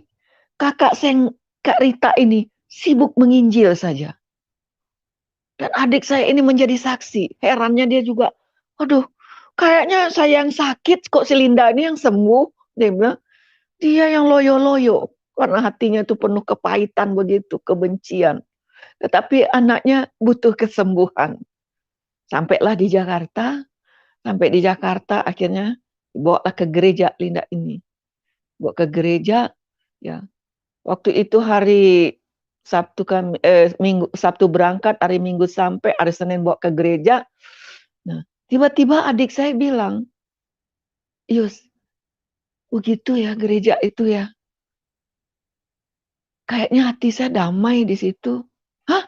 Saya yang benar. Iya, itu ya Yus yang kamu ini. Dia peluk saya. Sepertinya ada rasa menyesal dia membenci saya itu. Terus setiap hari, jadi malam itu cerita-cerita, saya ambil doa puasa. Lalu dia bilang begini, apa sih syaratnya kalau masuk Kristen itu? Syaratnya, ya kalau di orang Kristen masuk Islam kan ada tuh tetangga saya, kan baca 2 kalimat syahadat kayak gitu kan. Iya, tapi kalau kita, ya kita dibaptis dibaptis Nel. Iya dibaptis. Baptisnya gimana? Ya tuh diselamkan ya ke dalam air gitu. Saya mau dong. Hah? Malah saya yang kaget Bapak Ibu. Karena suaminya tuh galaknya luar biasa. Suami itu galaknya luar biasa. Dia kalau mukulin adik saya itu, kayak gimana? Sedangkan waktu dia melepas tuh dengan mata garang, dia bilang, kamu serius? Iya. Dan adik saya dibaptis tanpa setahu keluarga. Anaknya belum sembuh. Anaknya masih sakit parah. Tapi ketika sedikit saja dia membuka hati, dia menyesali juga ya. Tadinya awal-awalnya dia marah, dia bilang, kenapa kakak-kakak yang kafir ini datang? Kenapa enggak kakak saya yang itu? Apa sih kafir ini datang? Tapi mungkin yang melihat saya sama Kak Rita ini, bagaimana kami melayani, bagaimana kami benar-benar ya mengasihi mereka, mereka membenci kami tetap merangkul ya. Jangan kita ya umpamanya orang nggak mau dirangkul, dipukul, kita nggak begitu. Biar saja. Kalau dia nggak mau ya sudah, mending kita buktikan saja. Ya, kita tidak lagi mencari ya, keselamatan itu dengan kita berbuat baik, tidak lagi kita. Tetapi produksi dari Roh Kudus itu, produksi dari roh yang sudah diperbaharui itu memang baik. Itu yang harus muncul dari diri kita. Ya, maka kalau saya melihat orang-orang Kristen jahat-jahat itu memang menjadi satu sandungan besar, saudara. Ya, kita harus melayani ya melayani. Ya, dengan kasih ya dengan kasih. Ada harta ya dengan harta. Nggak bisa dengan kikir. Yudas itu jatuh gara-gara uang. Jadi jangan bangga-bangga kaya, lama-lama kayak Yudas. Ya. Tetapi Kejadian pasal 12 itu jelas sekali ketika Tuhan memperbaharui janjinya kepada manusia. Memanggil Abraham, Ibrahim itu dipanggil. Dan Tuhan mengatakan, kamu dipanggil untuk diberkati dan memberkati. Siapa saja juga yang memberkati kamu akan diberkati. Orang yang memberkati kamu. Siapa yang mengutuk kamu akan dikutuk oleh Allah. Terjamin itu Abraham bagi kita ya. Di situ saya merasakan memang ya Bapak Ibu yang dikasih oleh Tuhan. Kakak saya ini benar-benar berubah juga. Dia benar-benar dia ingin juga semua orang lain selamat. Apalagi ini adik kita. Ya kami berdua bergandengan tangan. Apa kami saling berdoa, ya, saling berbagi penderitaan. Ya, kalau kita dicaci maki orang, ya, kalau kita diberkati orang, kita berbagi. Dicaci maki orang, kami pun berbagi. Nah sekarang nih adik kandung kita, adik bontot kita, ya mengalami penderitaan seperti ini, anaknya seperti itu. Lalu dia dibaptis, dan dia dibaptis. Hari Rabu itu saya ambil doa puasa. Lalu si Linda ini bukan makin sembuh, Bapak Ibu. Bukan makin sembuh. Dia makin banyak darah. Di kupingnya mulai menetes. Di mata kita sudah ambil doa puasa. Ya. Lalu dia bilang, Bude, aku nggak mau lagi di kamar tidur, Bude. Aku mau di luar, jadi di ruang tamu, di ruang tengah itu. Aku mau di situ aja, Bude. Ditaruhlah di situ di kursi panjang, ya, di sofa itu ditaruh itu. Saya doa puasa. Di situ, aduh panas sekali, panas. Aku mau mandi. Jadi dia dengar mamanya itu dibaptis, mungkin disiram pakai air gitu, dia sepertinya rindu begitu, tapi karena dia parah seperti itu. Saya bawa aja ke kamar mandi, saudara. Guyur begitu. Lalu sudah dengan dia tersenyum dengan giginya itu penuh dengan darah karena pembuluh darahnya sudah mulai pecah. Matanya sudah merah, berdarah. Saya bertanya dalam hati saya, Tuhan, apa yang harus saya lakukan ini? Lalu dia tidur lagi di kursi itu, jadi kita berkeliling. Di situ saya berdoa, saya menyembah bersama kakak saya. Karena adik saya juga sudah dibaptis, jadi kami jadi bertiga. Kami memuji nama Tuhan. Tiba-tiba Linda ini duduk dan dia bangkit. Dia bilang, Mama, lihat itu Tuhan Yesus datang, Ma. Tuhan Yesus datang ke sini, Ma. Dia bawa baskom merah, Ma. Terus dia pergi, tuh. Tapi dia pergi lagi, dia tunjuk arah ke timur. Saya berkata, Tuhan, apa ya artinya itu, Tuhan? Si Linda ini walaupun darahnya bercucuran itu, dia tersenyum, ada sukacita di dalam matanya, di dalam dirinya. Adik saya melihat, bagaimana ini Yus? Saya juga tidak mengerti bagaimana. Ekonomi saya sedang morat-marit. Sekarang ada anak sakit di rumah ini. Dan sakitnya makin parah, sudah dibawa ke gereja. Semakin parah. Malam itu akhirnya, terus adik saya bilang, aduh bagaimana bawa ke dokter? Bawa ke rumah sakit, bagaimana ini? Saya bilang, mau nggak kamu menyerahkan saja sama Tuhan? Nggak, bawa ke dokter dulu, bawa ke dokter. Dokter sudah angkat tangan, sudah tolak, saudara. Itu hari Rabu ya, malam ya itu hari Rabu. Jadi sehari Kamisnya itu yang terjadi. Linda ini semakin, tetapi dia yang sakit saya lihat justru adik saya. Dia bilang, enggak apa-apa kok, Ma, enggak apa-apa aku. Bagaimana enggak apa-apa? Lihat itu, Nak. Sambil dia lihat darahnya itu, dia tersenyum saja, saudara. Kita yang ketakutan. Adik saya mulai dia enggak stabil. Bagaimana? Apakah Tuhan itu mengampuni dosa saya? Dayus, kok jadi begini? Saya sebagai buah sulung itu, saya peluk adik saya bilang, percayalah Nelly, pasti ada jalan keluarnya. Lalu saya bilang, tolong telepon aja papanya Linda.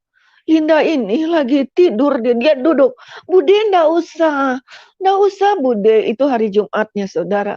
Ndak usah Bude telepon papaku lagi sibuk kerja. Lagi sibuk kerja Bude. Tapi kalau papa datang suruh gereja ya Bude. Saya bilang, aduh Tuhan. Saya peluk Linda, iya nak, iya. Nah itu, tapi sebagian saya suruh juga telepon, ya hari Jumat malam itu telepon. Kasih tahu bagaimana kondisi Linda ini sudah sangat parah sekali gitu.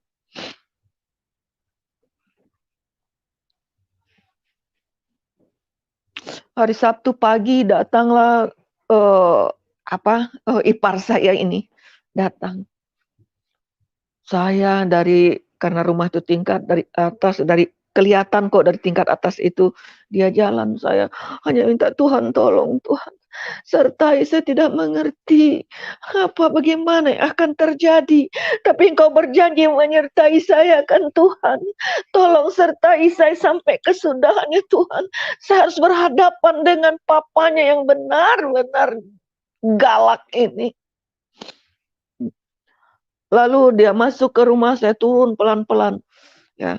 Jadi waktu itu maaf saudara, maaf. Itu agak loncat itu. Itu hari Minggunya. Ya. Hari Minggunya pagi dia datang. Ya. Terjadi hari Sabtu yang sangat luar biasa. Kalau hari Jumat itu kami benar-benar ya, adik saya berteriak, bagaimana si Linda ini seperti ini, bawa ke dokter tolak. Akhirnya saya bilang telepon bapaknya. Jadi malam Sabtu itu telepon. Linda bilang jangan telepon. Ya, jangan telepon. Karena kalau di Surabaya itu kan 1 malam kalau naik kereta ya. Tapi saya suruh diam-diam telepon juga. Kenapa? Karena waktu ada keponakan saya bertanya, saya lagi berdoa di kamar saya keluar dia bilang, "Teh, bagaimana keadaan si Linda?" Saya bilang, "Iya, Linda mau dibawa sama Tuhan Yesus." Maksud Teh, ya seperti itu, kayaknya Tuhan jawabnya begitu. Tuhan Yesus mau bawa dia, gitu. Sudah, akhirnya hari Sabtu itu kita juga melayani Linda ini. Sepertinya Linda bilang, "Bude, aku nggak mau lagi tidur di atas, aku mau tidur di bawah. Aku tidur pakai kasur Bude di bawah dengan darah menetes-netes dari mata, dari kuping keluar." Akhirnya taruh di bawah. Sore maghrib itu, ya, apa yang terjadi di Linda ini. Jadi kakak saya, adik saya, semua yang ada di situ berkeliling berdoa dengan ada satu pendeta. Kebenaran saya tidak ada di tempat, saya keluar, saudara, ada acara waktu itu, saya keluar, tiba-tiba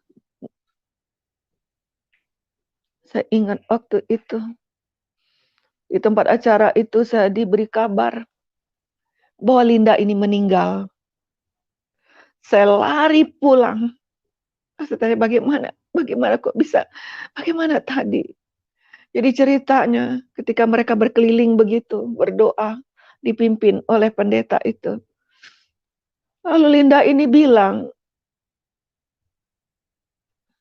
saat doa penyembahan itu, tiba-tiba dia duduk. Dia bilang, dia tersenyum. "Mama, sudah selesai, wes mari, Ma. Sudah selesai, Ma. Tuhan Yesus sudah datang jemput aku." Lihat itu, Tuhan Yesus datang dengan malaikat-malaikatnya. Sepertinya Linda ini melihat terang itu. Ada malaikat-malaikat itu datang bersama Tuhan Yesus.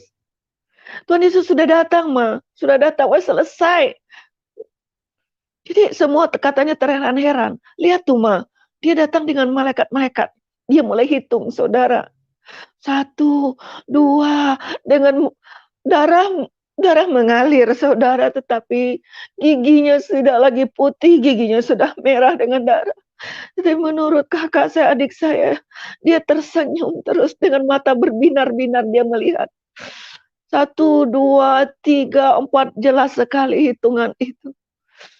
Saudara tahu hitungan ke-50, Linda menutup mata dan dia jatuh terkulai dan dia meninggal.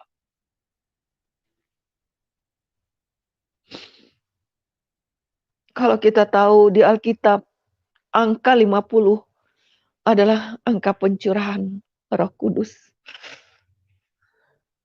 Saya bersyukur sekali kepada Tuhan. Kalau saya ingat-ingat waktu itu, untung adik saya juga sudah dikuatkan oleh Tuhan. Sementara keluarga yang lain yang tidak, ya, yang masih Muslim tentulah membenci saya. Oh, rasa ini saatnya Yusnita ini bertobat, saat Yusnita ini kembali. Lihat, masa didoain anak orang sampai mati seperti itu.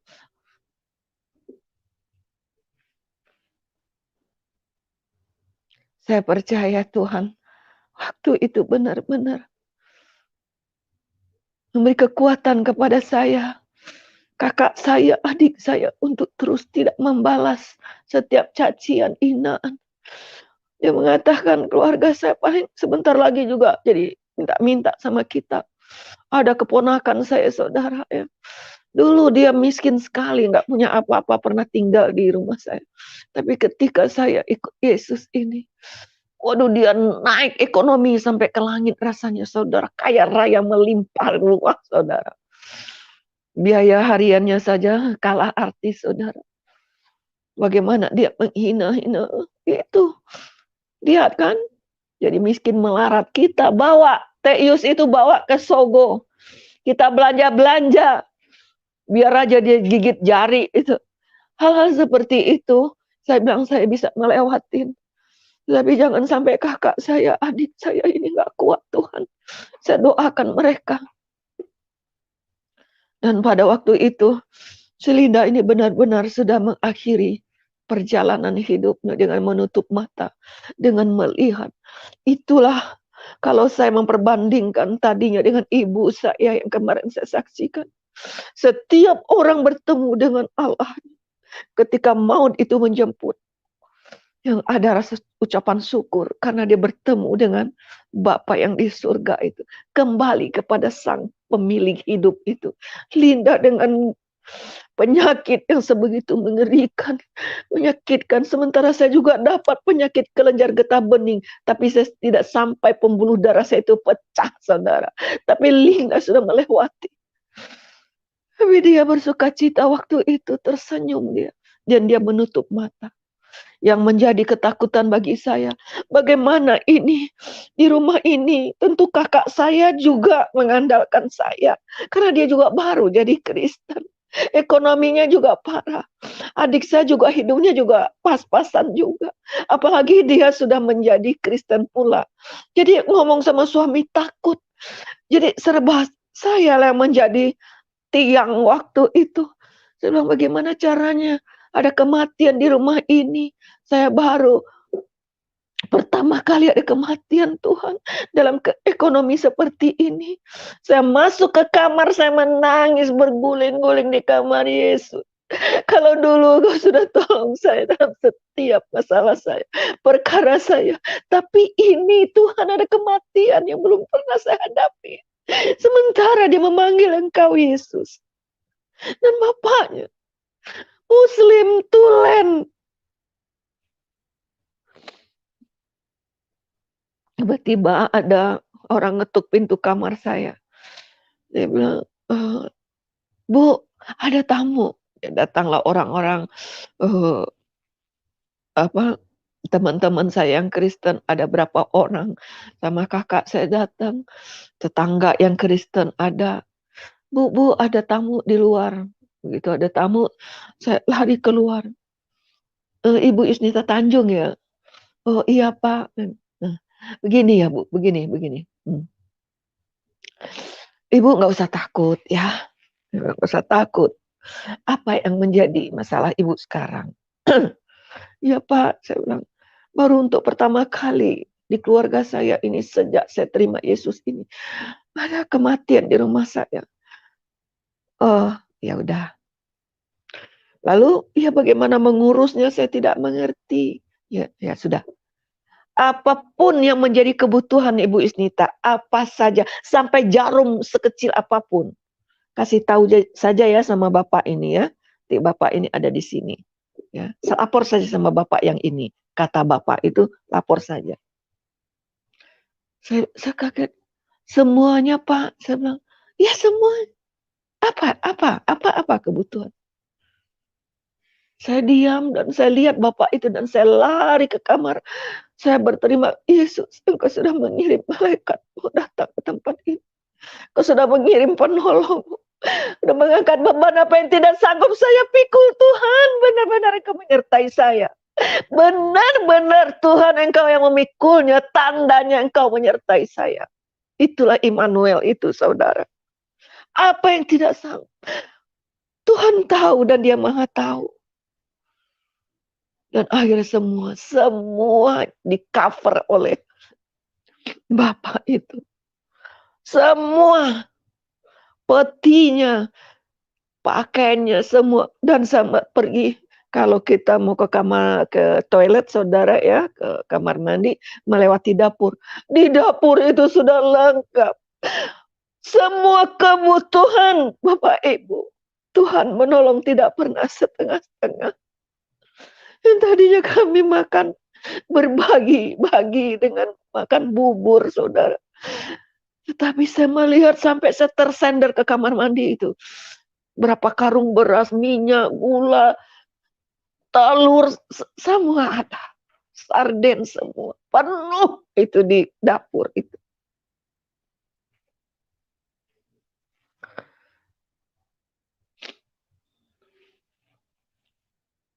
Di situ adik saya, kakak saya boleh melihat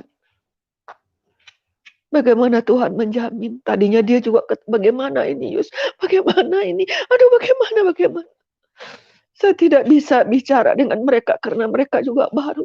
Tapi bicaralah setiap persoalanmu kepada Tuhan. Tuhan kita bisa diajak bicara. Sampai senang Tuhan. Dan datang lagi satu orang, apa ini? Wah, saya bilang, aduh Tuhan. Seperti saya minta kalau bisa ya keluar dari rumah ini Tuhan. Seperti orang Kristen itu kalau meninggal. Pakai baju pengantin Tuhan. Pakai peti dan dia cantik. Tidak menakutkan Tuhan. Saya minta itu lagi ke Tuhan. Nah baru besoknya.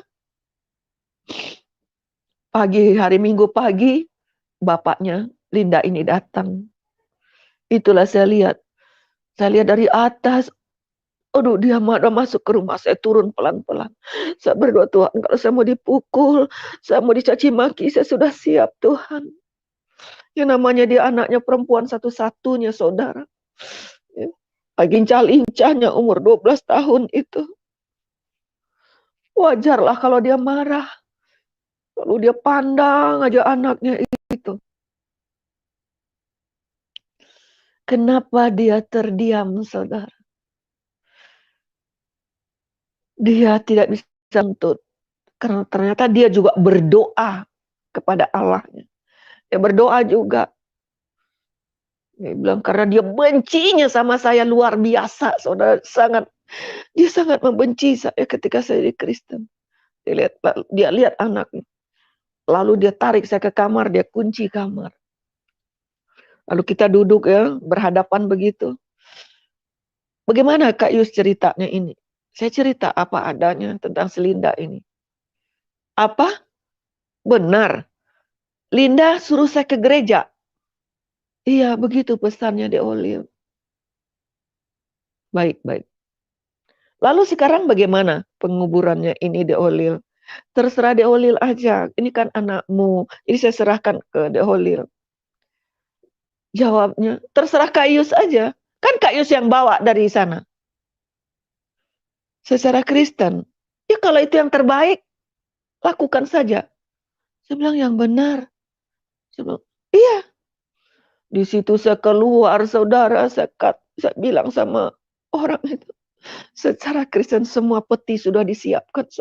Semua sampai baju, semua baju kayak pengantin itu sampai sarung tangannya semua sudah disiapkan.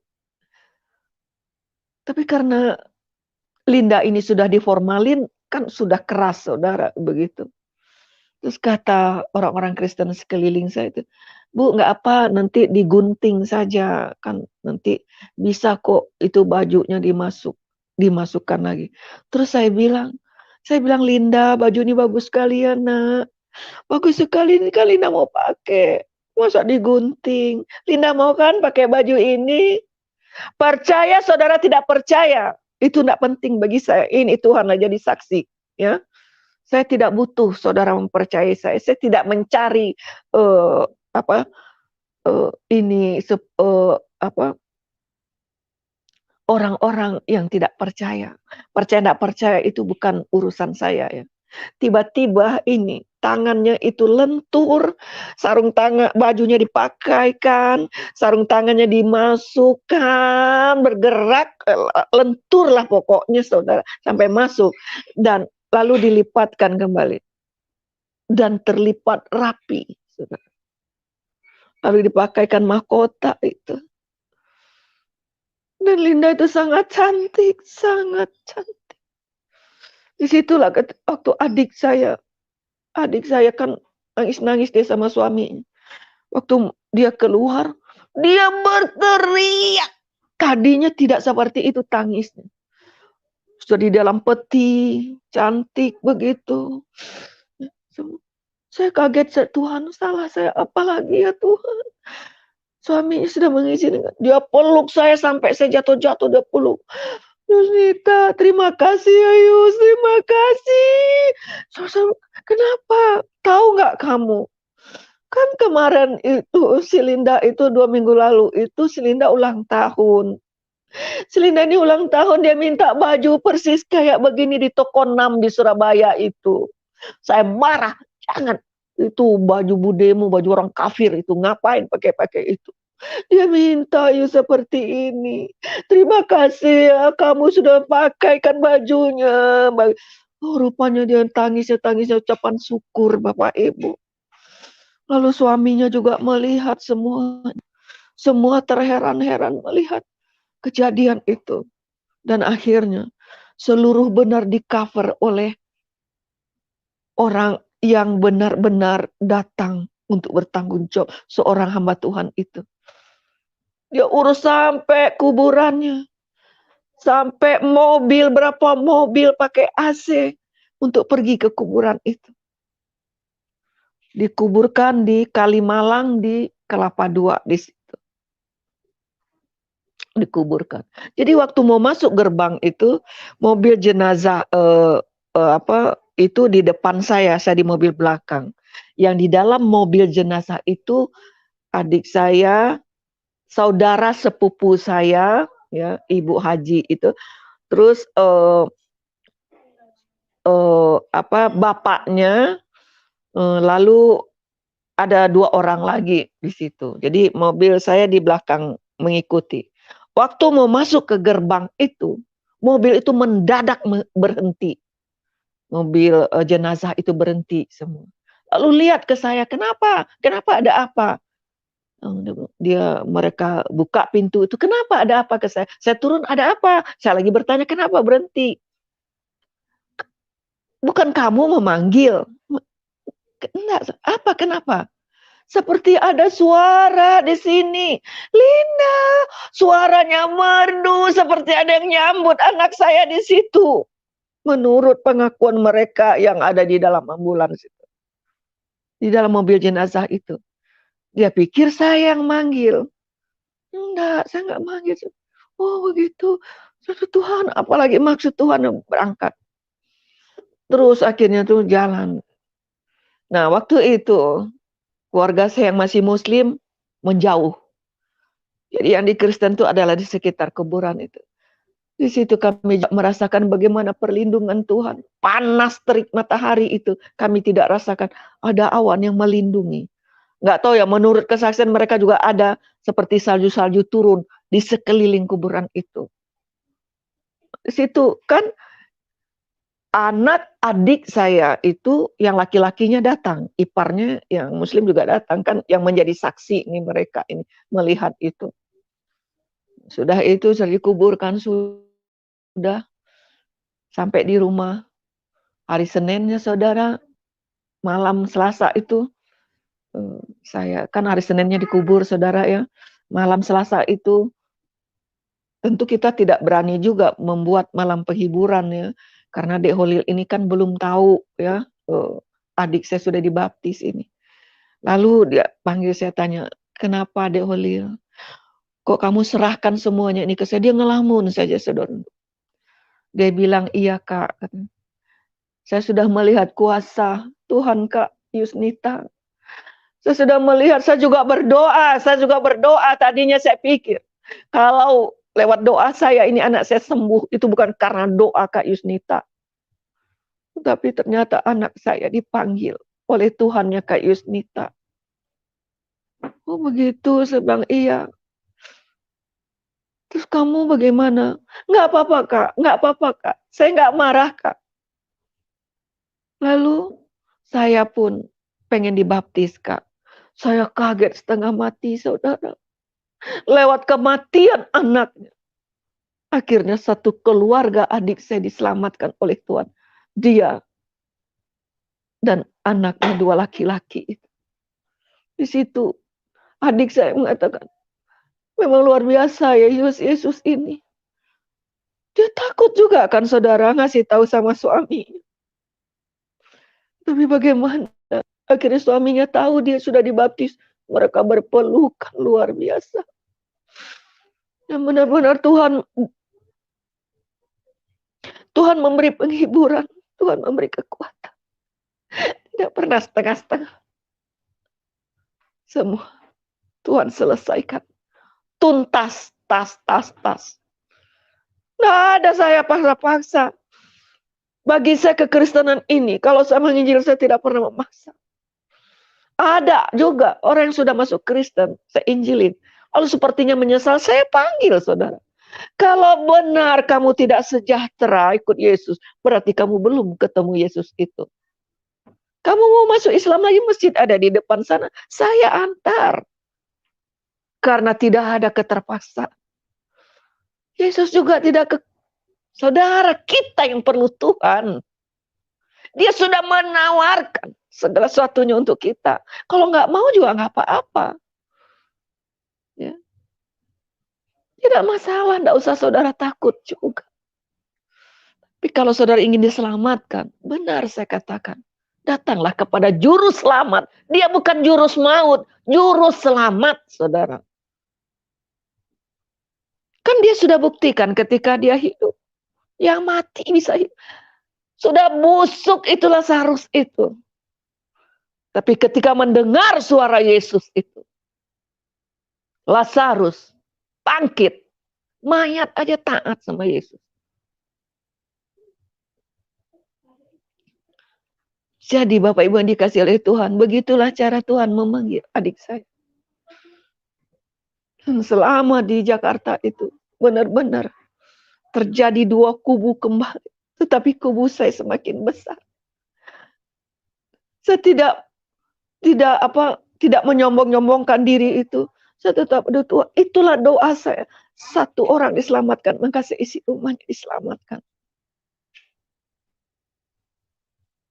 Dan sesudah itu, ya, saya merasakan lagi bagaimana waktu kami sudah bertiga jadi anak Tuhan ini. Ya, tinggal 2 kakak saya. Mereka juga berdua. Ya. Tapi aneh kakak saya yang perempuan itu. Yang tadinya semarah-marahnya sama saya kayak gimana. Tapi dia lihat, dia renungkan. Kalau ada saja keluarga saya yang muslim, begitu lagi mencaci maki saya, dia yang menjadi pembela saya. Heran juga. Oh, nggak begitu, karena kami sering mendiskusikan agama kami. Enggak, kita salah. Dia nggak menyembah patung, dia nggak menyembah manusia, dia lagi. Jadi dia yang melindungi kami kadang-kadang begitu, Bapak Ibu ya. Nah, kakak yang laki-laki, saya ini satu-satunya laki-laki nih, marah setengah mati. Jangan-jangan kamu juga mau jadi ikut Kristen. Hati-hati kamu. Kumpul lagi sama saudara sepupu saya dari Tanjung Priuk itu. Wah, mereka bikin kelompok. Jangan sampai ada kita yang terhilang. Tapi bagaimana ya Bapak Ibu dikasih oleh Tuhan? Bukan penyelamatan itu, bukan karya manusia. Bukan, saudara. Manusia yang sudah diselamatkan itu hanya membawa kabar baik. Makanya serius setiap kita marilah menjadi teladan. Mengapa di antara keluarga saudara tidak ada yang terima Yesus itu? Kadang-kadang kita terlalu sombong. Ya. Terlalu angkuh. Kita dipanggil oleh Tuhan menjadi anaknya. Kita mau menjadi ratunya. Ya, mau menjadi raja pula. Ya. Apalagi kalau punya jabatan sudah tinggi.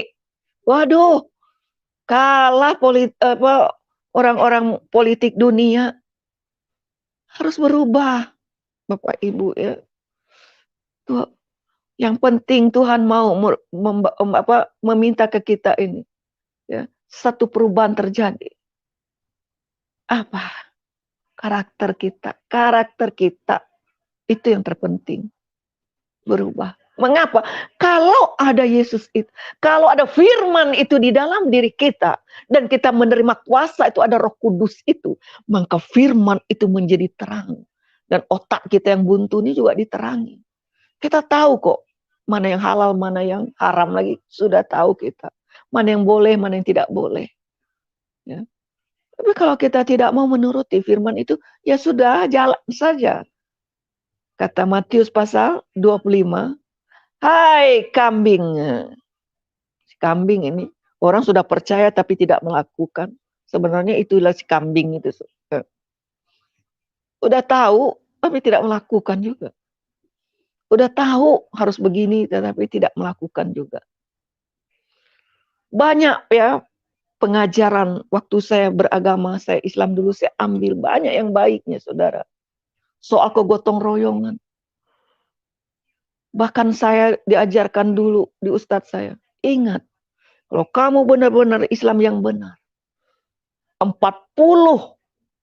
orang, 40 rumah, sebelah kanan kamu, sebelah kiri kamu, depan kamu, belakang kamu. Kalau ada yang kelaparan, kamu bertanggung jawab. Kalau kamu berkelebihan, kamu tidak memberi makan. Itu tertanam di diri saya. Jangan sampai kalau ada saya berbagi, saudara. Saya berbagi. Itu yang membuat saya dengan suami itu tidak pernah menyatu. Pada suami saya itu Kristen. Suami saya rajin ke gereja, tapi hitung-hitungannya itu luar biasa, saudara. Jadi itu cara Tuhan memanggil keluarga saya. Nah, lanjut untuk ayah saya. Sebelum ayah saya meninggal, 7 bulan sebelum ayah saya meninggal. Ya, 7 bulan ayah sebelum meninggal. Kami sudah bertiga. Ya, sudah 3 keluarga ini.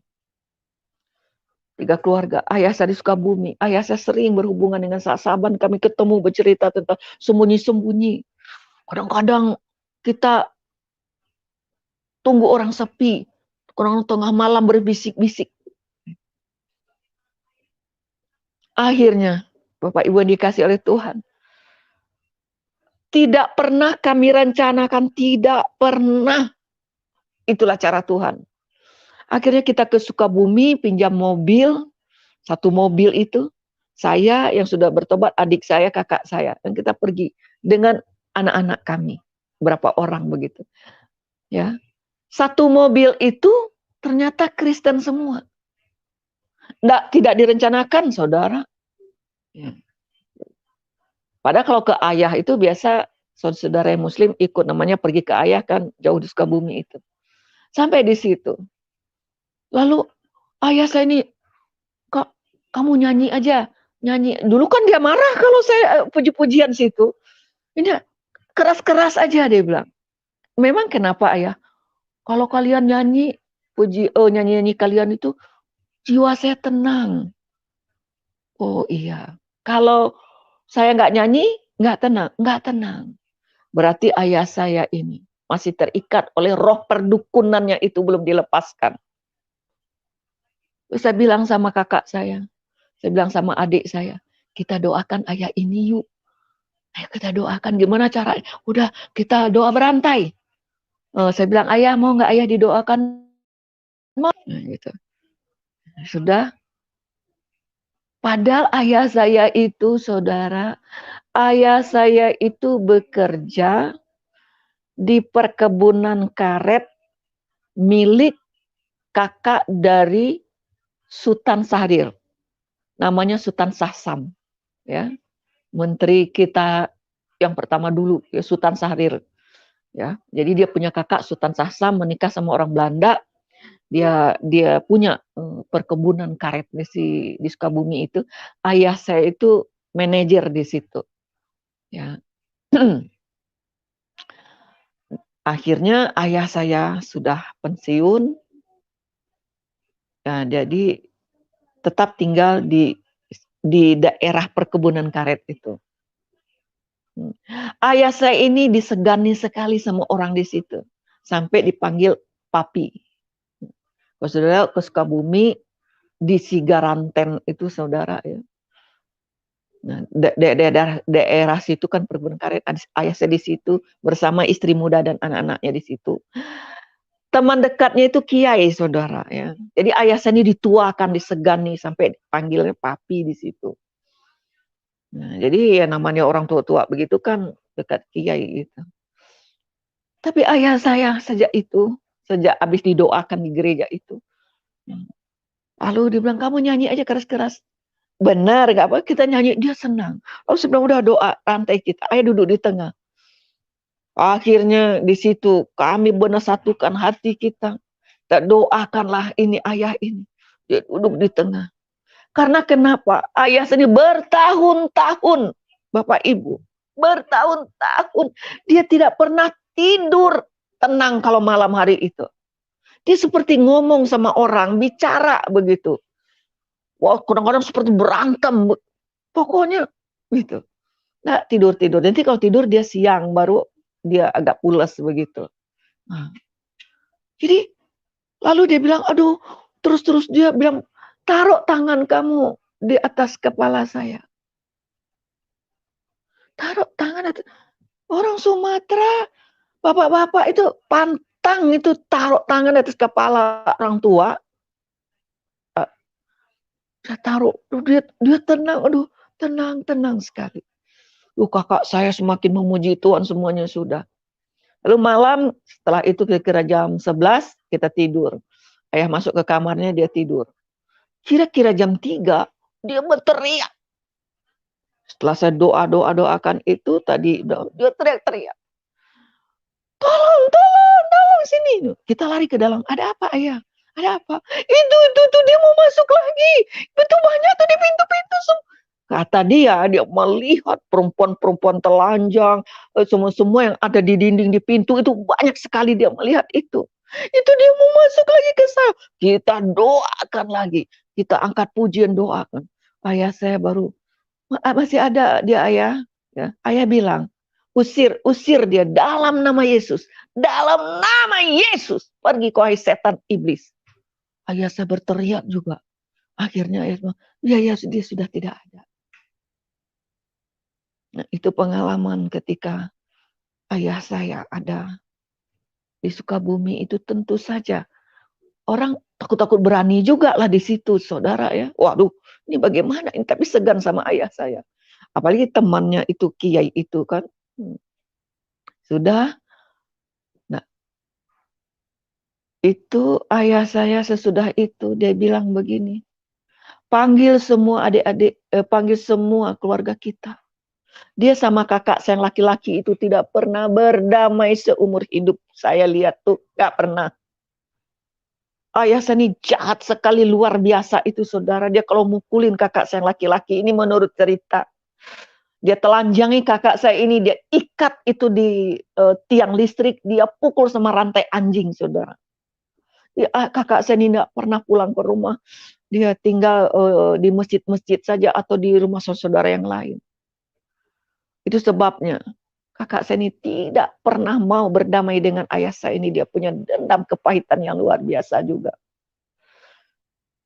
Kakak saya itu juga rasanya cemburu juga, kok kami ini anak perempuan nih dekat sama ayah. Terang aja kamu, katanya disayang ayah. Kamu kalau dipukulkan nggak seberapa. Kalau saya dipukulkan berlebihan. Nah, begitu ceritanya. Jadi dia jauhkan.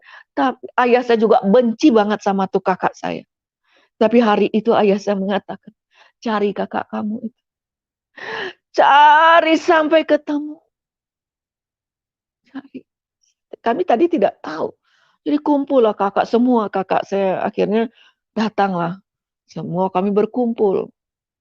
Bayangkan saudara, ayah saya orang Sumatera Barat. Orang yang dituakan. Pantang bagi orang Sumatera itu, saudara minta maaf sama anaknya. Biar dia juga salah kayak gimana, nggak akan dia minta maaf. Tapi hari itu saya melihat ayah saya diubahkan oleh Tuhan. Sangat teramat luar biasa.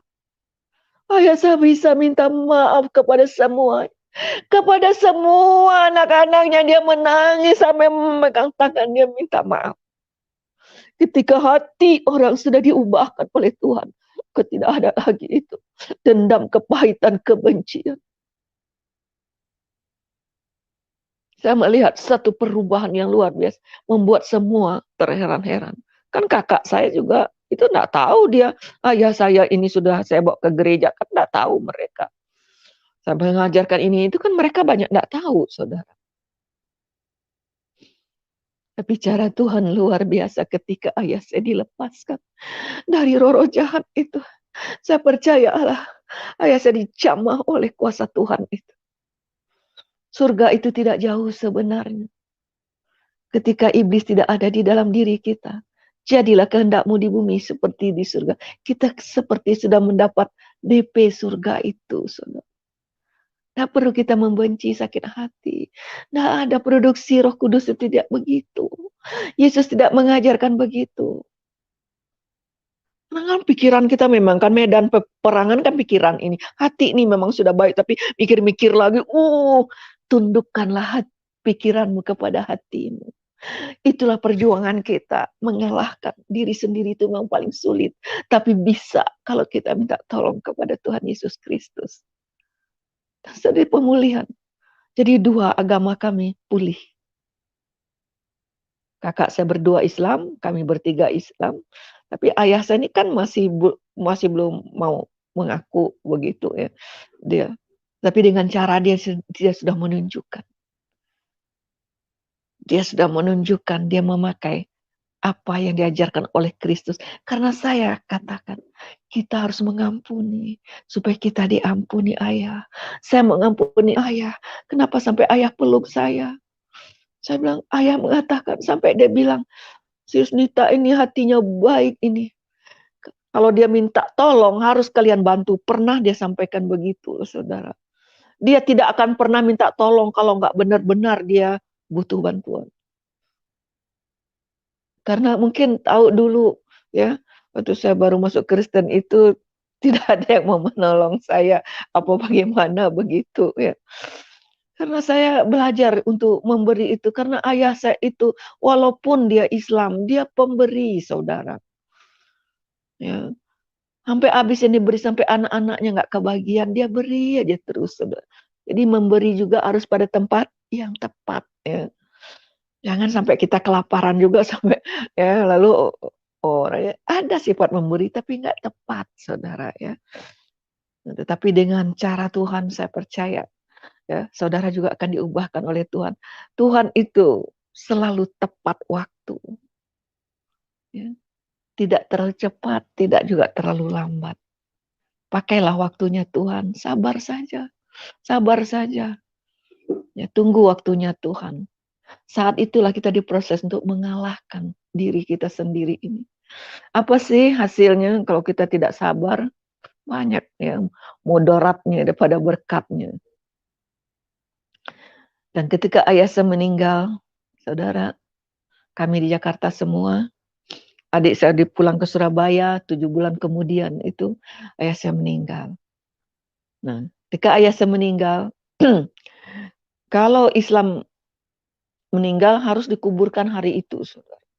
Ayah saya meninggal jam 11 siang, tapi tidak dikuburkan. Kepada sahabatnya itu, kepada kiainya itu, dia bilang, sebelum anak saya yang Kristen itu datang mendoakan saya, kalau saya mati di Sukabumi ini, mati di rumah ini, jangan kubur saya. Nah, amanah orang meninggal, ya, karena jam 11, saudara. Jadi ditunggu, akhirnya tunggu dulu adik saya yang dari Surabaya, ya. Kalau dari Surabaya ke Jakarta naik pesawat sebentar. Dari bandara ke Sukabuminya yang lama, saudara. Akhirnya kami datang kira-kira jam 9 malam. Ya. Saya tunggu adik saya, yang lain-lain, keluarga saya yang muslim-muslim udah datang duluan. Kakak saya, Kak Rita juga sudah datang duluan. Saya menunggu adik saya ini datang. Ya, akhirnya baru kami sama-sama ke Sukabumi. Jadi udah malam datang.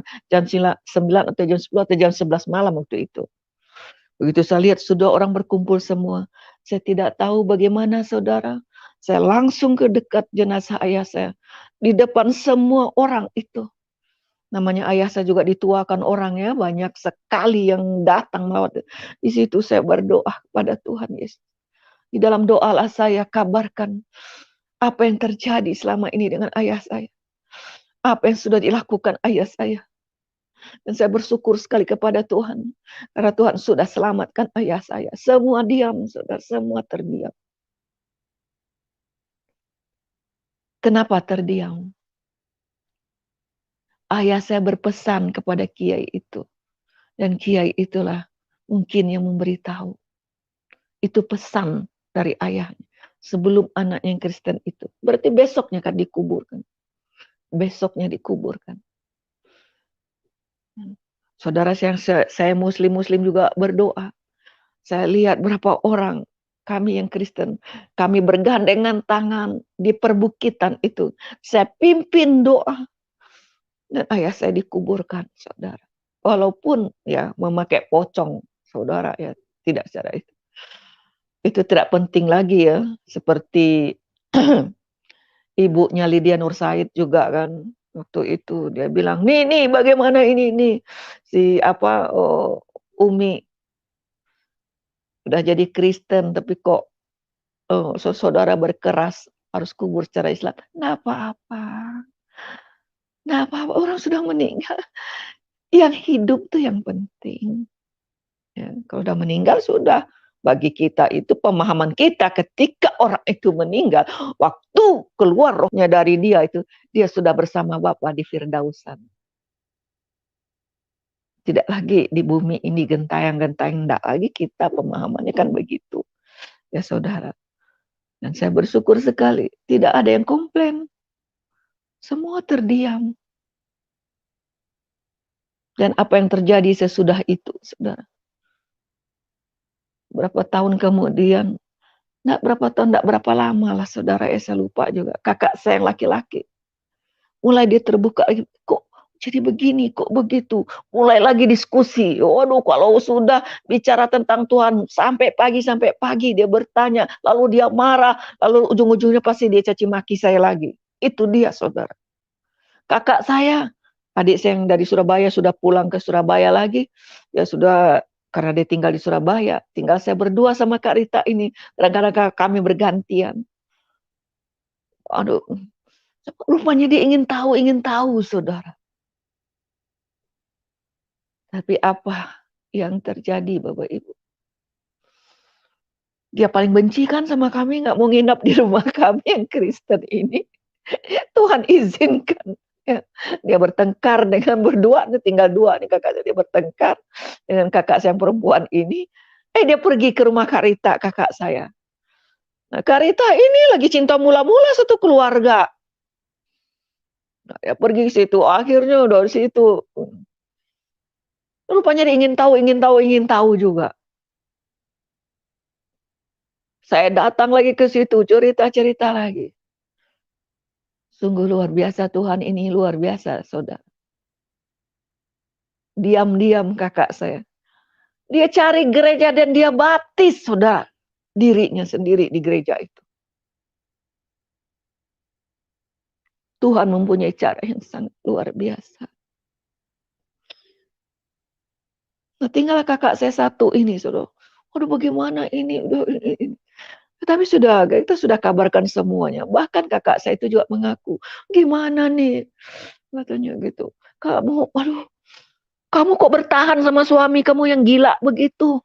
Apa sih kamu bertahan? Udah, pisah aja karena 13 tahun saya. Itu Bapak Ibu yang dikasih oleh Tuhan, saya bercerai itu dan saya masuk Kristen di tengah-tengah keluarga besar saya Muslim. Bukan saya ketika bersama dengan orang Kristen itu. Tapi setelah saya menjadi anak Tuhan, saudara, saya cari lagi papa anak-anak itu.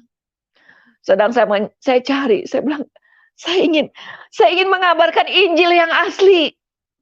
Barangkali Injil kamu tuh palsu. Kenapa kamu dari nenek moyang kamu Kristen, kamu tidak bisa melakukannya? Nih Injil yang asli itu, ya.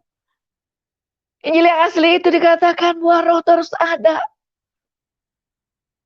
Sabar, kasih, sukacita, damai sejahtera, ya. Kamu nggak boleh lagi berzina, nggak boleh lagi ini. Nah, kamu ke gereja, kamu berzina, berjudi, mabok-mabok juga. Jangan Injil yang lain itu.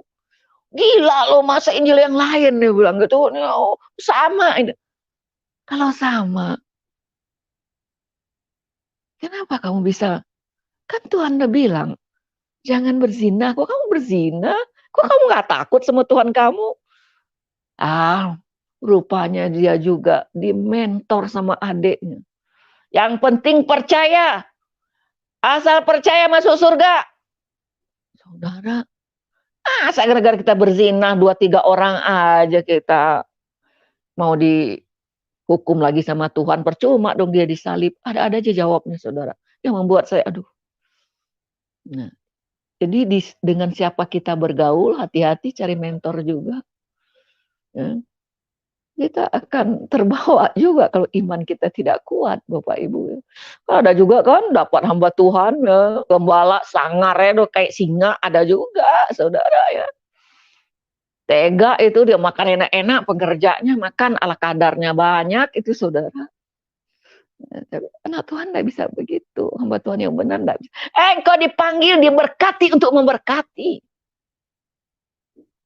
Kalau enggak, kau kayak Yudas nantinya. Jadi di situ saya kabarkan lagi nih. Setelah selesai keluarga saya berjalan itu berbarengan, saudara ya. Saya tetap melayani, tetap menginjil, saya tetap punya ini cari papa anak-anak ini. Pulang saya sekolah Alkitab itu saya cari ya. Pulang sekolah Alkitab saya dari Malang, saudara. Ya tadinya saya nggak mau pulang ya karena anak-anak saya titipkan sama dia. Aduh, saya bilang sekarang ini ada panji-panji Kristus bersama dengan saya, lebih kuat lagi saya. Ya. Itulah saya sekolah Alkitab di sana itu. Saya ketemu ya, tadi malam kemarin itu saya dapat nomor Christine, teman saya, saudara ya yang ada di Bintaro itu. Nah, itu kami satu gereja dulu di Pak Yusuf Roni. Saya suka numpang di mobil dia dulu itu. Karena sangat miskinnya hidup saya, saudara ya. Nah, dia suka kadang-kadang kalau di gereja dia nggak ada gitu, aduh pulang ongkos harus saya jalan kaki lagi jauh, baru saya bisa naik angkot. Itu kadang-kadang dia tumpangin saya di mobil dia. Luar biasa cara Tuhan itu, nggak usah takut, nggak usah mengemis-ngemis, nggak usah nipu-nipu, nggak usah minta-minta. Orang Kristen yang kaya itu membuat kita susah, dia akan berurusan nanti sama Tuhan. Percayalah itu. Nggak usah ya korek-korek dompet dia. Kalau dia memang anak Tuhan, memang dia berkati, pasti dia memberkati. Prinsip saya begitu. Kalau dia nggak memberkati, dia curi juga hak kita. Apalagi saya penginjil. Hak saya ada di dalam penginjilan ini. Ya, karena kata Tuhan, kata firman tuh ya dijamin oleh pelayanan saya. Tapi kalau kalian tahan aja lah, enggak apa-apa. Lama-lama juga meletus itu perutnya nanti. Ketika saya benar-benar merasakan ya Tuhan itu mulai menolong kita, mulai ini ada aja cara Tuhan, ada cara, jangan pakai akal kita, pakailah iman, berseru saja kepada Tuhan. Dan Tuhan akan menolong kita ya. Ketika saya pulang sekolah Alkitab, saudara ya, dengan takut-takut berani saya. Karena papa anak-anak ini aduh lagi naik-naik daun. Wah, duit berlimpah saudara. Waduh, usahanya maju. Pokoknya ceweknya berganti sehari 3, sehari 5. Bisa saudara. Ya. Maka saya titipkan anak-anak yang 3 ini sama dia. Karena saya kan miskin nih jadi hamba Tuhan.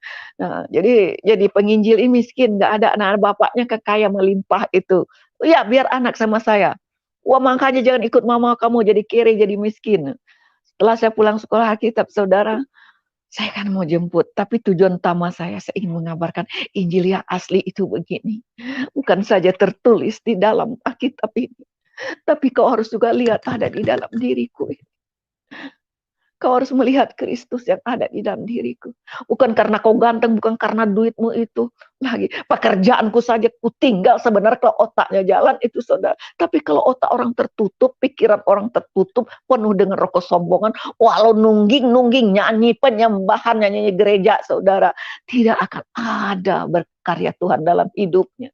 Tidak ada hikmat Tuhan itu. Pasti hikmat iblis itu. Karena pikiran kita ini seringkali dipakai oleh iblis untuk menggagalkan kehendak hati kita, nawaitu kita, keinginan kita yang berbuat baik itu sering nih pikiran ini menggagalkan.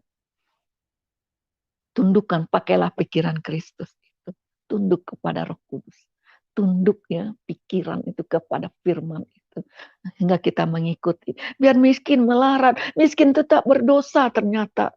Ya, dulu saya takut banget miskin, dibikin sengsara oleh orang. Toh jadi anak Tuhan saya miskin juga. Tetapi ada kekuatan dari Tuhan itu. Kalau ada, memang dalam hati saya, kikir banget tuh orang. Masa ya sampai kayak gitu. Ibadah di rumahnya. Masa dikasih orang pisang doang. Ada juga karena kami jarang ya, sesusah-susah kami, pasti kami kasih juga orang makan di rumah. Banyak orang-orang Kristen kikir-kikir saudara. Tapi biarlah itu menjadi pembelajaran. Kalau saya begitu, saya lihat, oh gitu. Berarti saya nggak boleh begitu. Nggak perlu juga kita hakimin, nggak perlu kita contoh yang begitu ya.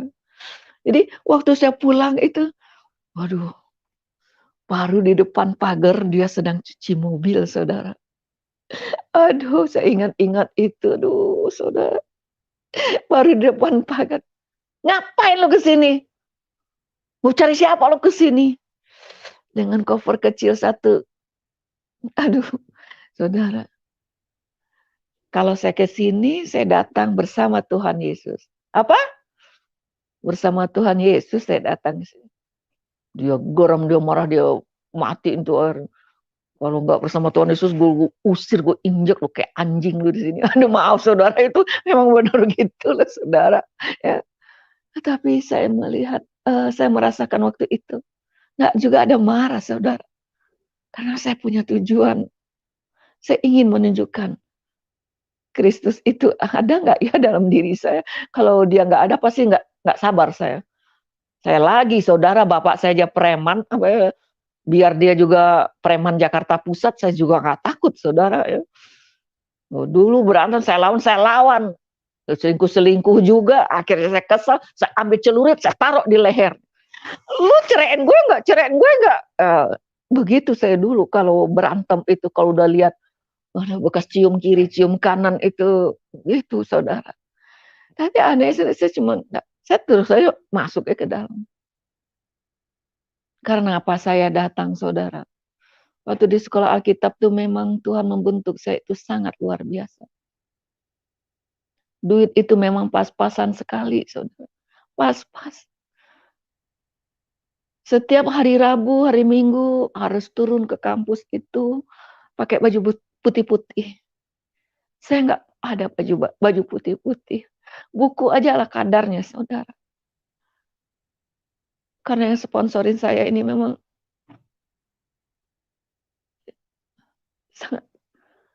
sangat terbatas sekali, saudara. Untuk beli buku, kadang-kadang untuk beli sabun. 3 bulan saya di situ hampir saya kabur, saudara. Tiap mau turun pakai baju putih. Bisa sembunyi belakang pintu, orang-orang pada turun.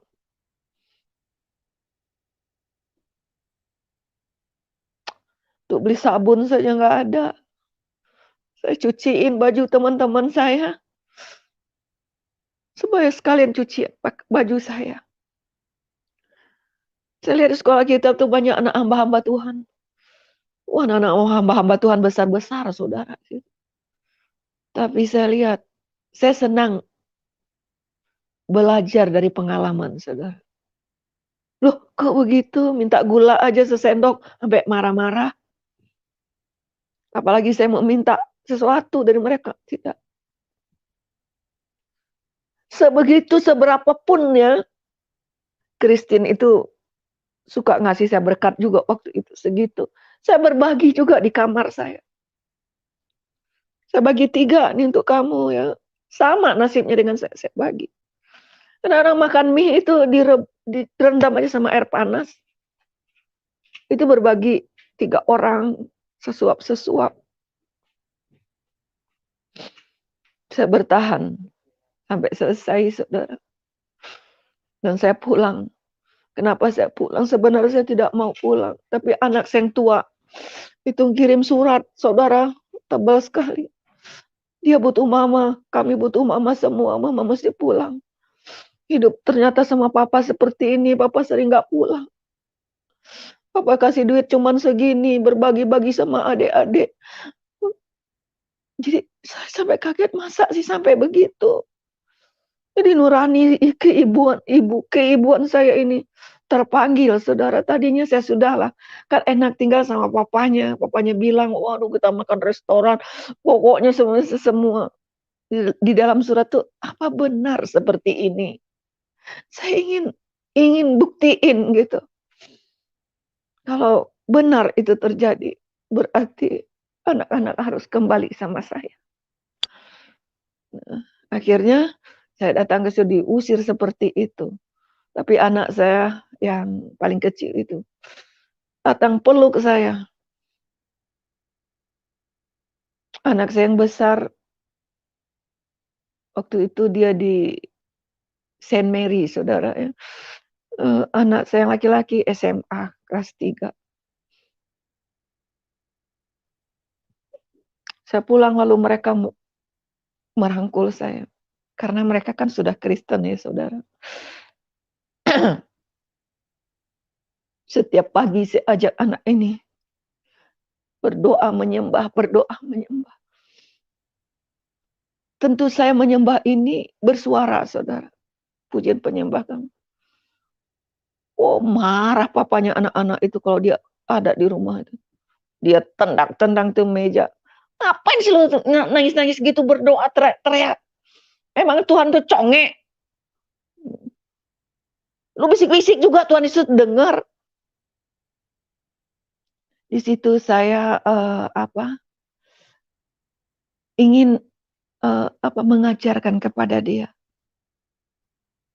Karena yang saya saksikan ya episode yang pertama itu, saya pergi ke Bandung nangis-nangis itu gerejanya suami saya, saudara. Itu induknya ada di situ. Nah, inilah buahnya nih. Marah-marah. Itu pasalah kalau dia ada kita bisik-bisik. Heran anak-anak saya ini dia merasa terbakar rohani. Yolo muji. Apalagi anak saya yang perempuan itu, aduh, dia suaranya cukup bagus, saudara. Anak saya yang laki-laki, ya walaupun suaranya false, saudara, kayak kaleng digetok, dia ikut menyanyi. Lalu pagi-pagi saya lihat anak saya yang laki-laki ini dia berdoa. Tuhan Yesus, tolong saya Tuhan. Kata orang, buah itu jatuh tidak jauh dari pohon. Tapi saya meminta kepadamu Tuhan. Kalau buah itu jatuh dari pohonnya, datanglah angin puting beliung jauh dari pohonnya Tuhan. Saya berdiri di pintu. Tuhan tolong kerinduan anak saya. Tuhan tolong Bapak. Akhirnya dia bilang ke saya, Mama, kita ingin seperti Mama. Hah? Iya, kita ingin seperti Mama. Kalau tamat kita sekolah ini, selesai nih kita ujian, kita mau sekolah Alkitab, Ma. Dia bilang, marahlah si papanya ini. Marah, saudara. Pendek cerita, akhirnya anak saya 2 ini tetap saya layani. AB menjadi hamba Tuhan itu nak, kayak mama ini. Hidup bergantung sepenuhnya kepada Tuhan. Kita nggak tahu gaji kita berapa. Kita nggak tahu berkat kita dari siapa, kita nggak tahu nak. Tapi yang mama tahu, Tuhan tuh tidak akan pernah meninggalkan kita. Nggak apa-apa. Akhirnya bapaknya dengar, ikut mama lu. Sana biar miskin. Sebentar-sebentar saya diusir dari rumah itu. Pindahlah ke Cibinong, saudara. Pindah di Cibinong itu ambil rumah tipe 36. Mungkin cuma baru berapa rumah di situ. Di situ saya merasakan sekali ya, bagaimana saya harus berbuat. Kalau dia usir saya, peluk anak saya membutuhkan saya. Ada pembantu, dia berhentiin pembantu. Di sini kamu nggak saya tanggung, kamu nggak kasih apa-apa. Ya nggak apa-apa, seberapa aja. Seberapa aja lah dikasih, saya masak. Saya merasakan bagaimana memang ya karena saya meninggalkan pekerjaan saya barangkali ya. Saya diuji ya soal ekonomi ini sangat luar biasa. Kayaknya iblis itu menggoda saya supaya saya jalan miring begitu saudara. Tetapi kekuatan Tuhan itu, kalau saya merintih menangis, saya punya tempat. Air mata saya ditampung di kiribat Tuhan. Apalagi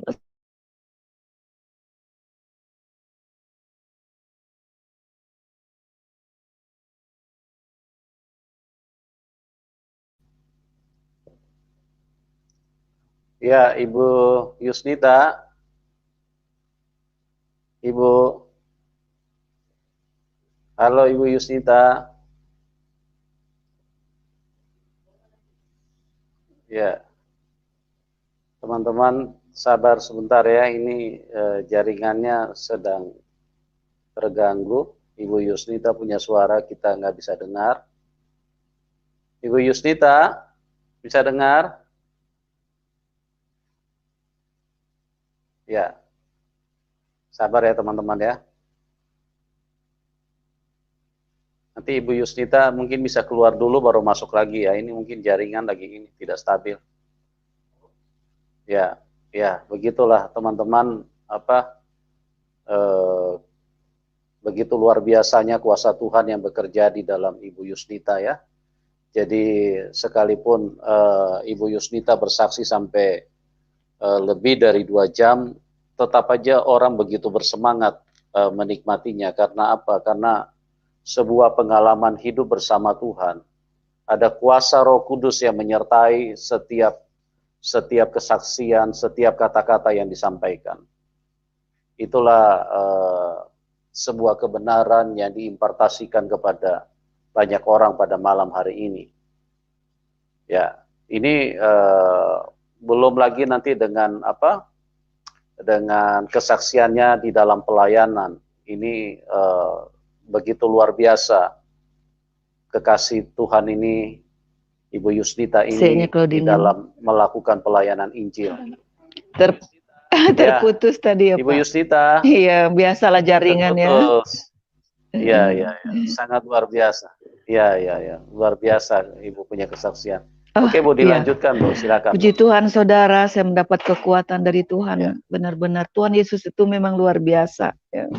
Kita bersama dengan Dia. Kalau Yusnita Tanjungnya mana kuat saudara. Apalagi istri-istri mungkin ya, ada ibu-ibu, ada suami yang nggak beres ya. Tolong bersandarlah kepada Tuhan, memakai kekuatan Tuhan. Nah, pembantu diberhentikan semuanya, di stop ya, tetapi saya tetap penginjilan saya tetap berjalan, saudara. Kalau dia usir saya katakan, iya nanti saya pergi. Tetapi ya Tuhan berkarya dengan caranya. Tetap aja ya ambil rumah kecil begitu. Ya jauh lah saudara, tadinya kita tinggal Jakarta Selatan, ya tinggal di Cibinong, kata orang tempat jin buang anak dulu ya. Sekitar 20 tahun lebih saya di Cibinong itu. Dari 20 tahun yang lebih lah perumahan itu hanya baru berapa orang. Tapi saya belajar bersyukur karena saya diusirnya, saya masih boleh tinggal di situ. Karena ada anak saya 3 orang. Di situ saya ingin juga supaya anak-anak ini tidak kehilangan figur seorang ibu. Ya, saya berkorban untuk anak-anak ini. Dan Bapak Ibu yang dikasih oleh Tuhan, kalau dia datang sesekali gitu, pokoknya tetap saya doakan, saya puasakan. Disitulah kakak saya yang perempuan tadi itu mengatakan, ngapain kamu kembali dengan Simon itu? Gua masih sanggup cariin jodoh untuk kamu. Agama apa itu? Ngapain lu ngemis-ngemis sama orang seperti itu? Mana? Mana buktinya? Orang Kristen itu punya kasih. Kamu udah masuk Kristen. Adik sudah membawa Kristen. Kakak sudah bawa jadi Kristen. Ya. Sampai teman-teman semua, orang-orang kamu bawa ke Kristen. Lihat itu yang kamu ikuti. Tetapi mengapa saya bertahan, Bapak Ibu? Pertama kali saya mendengar firman ini, ketika ibu saya meninggal itu adalah tentang pernikahan. Apa yang dipersatukan Allah tidak bisa dipisahkan oleh manusia. Itu pertama kali saya mendengar. Gara-gara itulah juga ya, saya ingin mencari dunia kekristenan itu bagaimana itu. Terjamin dunia akhirat. Tapi ketika saya menikah dengan orang Kristen, saya katakan, itu bohong saja itu firman. Bukankah saya mengerti tidak mengerti saya, tapi papanya anak-anak itu kan mengerti dong. Dia Kristen dari kecil. Ketika saya juga terpaksa atau tidaknya saya sudah diberkati oleh pendeta itu. Firman sudah disampaikan. Dan diberkati. Seharusnya si Kristen ini mempertahankan rumah tangga itu. Karena dia yang lebih dulu mengerti daripada saya. Saya hanya mendengar untuk kedua kali. Dulu pertama kali ibu saya meninggal, sekarang di depan saya pernikahan saya itu setelah dari catatan sipil itu kan didoakan ya di gereja itu. Nah, sekarang saya sudah melayani Tuhan. Saya sudah pulang sekolah kitab. Saya mengerti sekali maksud ayat itu. Apa yang dipersatukan Allah itu. Itu terngiang-ngiang, itu yang ingin saya praktekkan kembali dalam hidup saya. Maka saya cari papa anak-anak itu. Saya bilang sama dia, kamu nggak ngerti apa yang disampaikan oleh pendeta itu tentang pernikahan. Udah, pokoknya. Ya itu sekali percaya tetap percaya, dia tidak perlu mengerti. Yang penting dia percaya saja, ada kan aliran begitu. Tapi waktu di Cibinong ini, dia seenaknya saudara memperlakukan saya. Mengapa? Itulah orang, kalau menjadi orang Kristen saja, itu tidak cukup untuk masuk ke surga. Kita harus menjadi pelaku firman itu. Percaya saja kepada Yesus itu tidak cukup. Karena iblis juga percaya. Tapi iblis tidak pernah bertobat, saudara. Waktu suami saya memperlakukan saya seperti, jadi dia masih memakai pikiran manusia dia yang ditunggangin oleh si iblis itu. Nah, sementara saya puji Tuhan sudah lahir baru, saya ditunggangi. Kalau saya ditunggangi iblis juga, untuk apa saya kembali sama dia? Diperlakukan seperti babu yang nggak ada gaji, saudara. Sebentar-sebentar diusir. Bukan dia saja mengusir saya, perempuan-perempuannya juga mengusir saya, saudara. Tapi pernah firman itu pertama kali sebelum saya kembali ke dia waktu itu. Kalau saya salah dalam perceraian ini, saya akan masuk rumah sakit. Tapi kalau kamu salah dalam perceraian ini, kamu masuk rumah sakit dan saya berjanji, saya akan datang merawat kamu. Itu saya bicara begitu belum terima Yesus, saudara. Dia masuk rumah sakit. Dibacok kiri, bacok kanan. Saya sudah menjadi orang Kristen. Saya sudah menjadi anak Tuhan. Tuhan luar biasa. Dia masuk rumah. Kalau saya tidak terima Yesus terlebih dahulu, mana mungkin mampu saya merawat dia di rumah sakit, jahat begitu. Tapi karena saya sebagai anak Tuhan, saya sebagai hamba Tuhan, Saya berjanji, saya harus menepati janji saya. Apapun risikonya, saya berjanji kepada Tuhan. Sekarang Tuhan membukakan pikiran saya. Dulu, oh saya dengar dulu firman-Nya begitu. Oh saya harus begini. Saya dengar dulu firman tentang pernikahan. Saya sekarang sudah mengerti. Ya, daripada menyelamatkan ya orang lain lah, selamatkanlah suamimu itu. Saya kembali dan saya rawat dia di rumah sakit sementara perempuan yang ada. Dia berpeluk-pelukan mesra dengan perempuannya. Saya kondisi ekonomi di bawah titik nol itu, saudara. Saya yang merawat dia di rumah sakit itu. Ketika pulang, dia bersama dengan perempuan itu. Tetapi saya memperkatakan firman itu di depan mereka. Saya bilang, kenapa saya merawat dia? Ternyata memang dia yang salah di dalam perceraian itu. Jadi karena saya sudah mengerti tentang firman Tuhan itu, saya sudah tahu sekarang maksud apa yang dipersatukan Allah tidak bisa dipisahkan oleh manusia. Mungkin dulu saya berpisah karena manusia saya itu kuat dalam saya.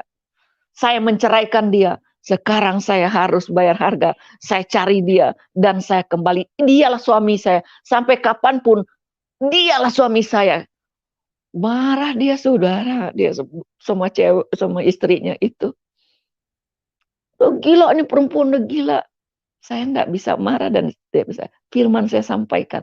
Saya bilang enggak. Saya nggak akan merebut kamu. Tidak. Ini firman saya sampaikan. Apa yang persatukan Allah. Ingat kamu, Mon, waktu kita dinikahkan dulu. Seharusnya kamu yang lebih tahu artinya. Malah kamu marah-marah sekarang. Kamu mau bertele-tele juga. Terserah. Terserahlah kalian. Yang penting ingat ya kepada perempuannya. Ingat ya selfie, namanya selfie, saudara. Dia suami saya sampai mati, kecuali baru kami bercerai tuntas. Bahasa iman, saudara. Nah, itu saya buktikan. Iman itu juga, saudara, harus diuji roh itu, saudara.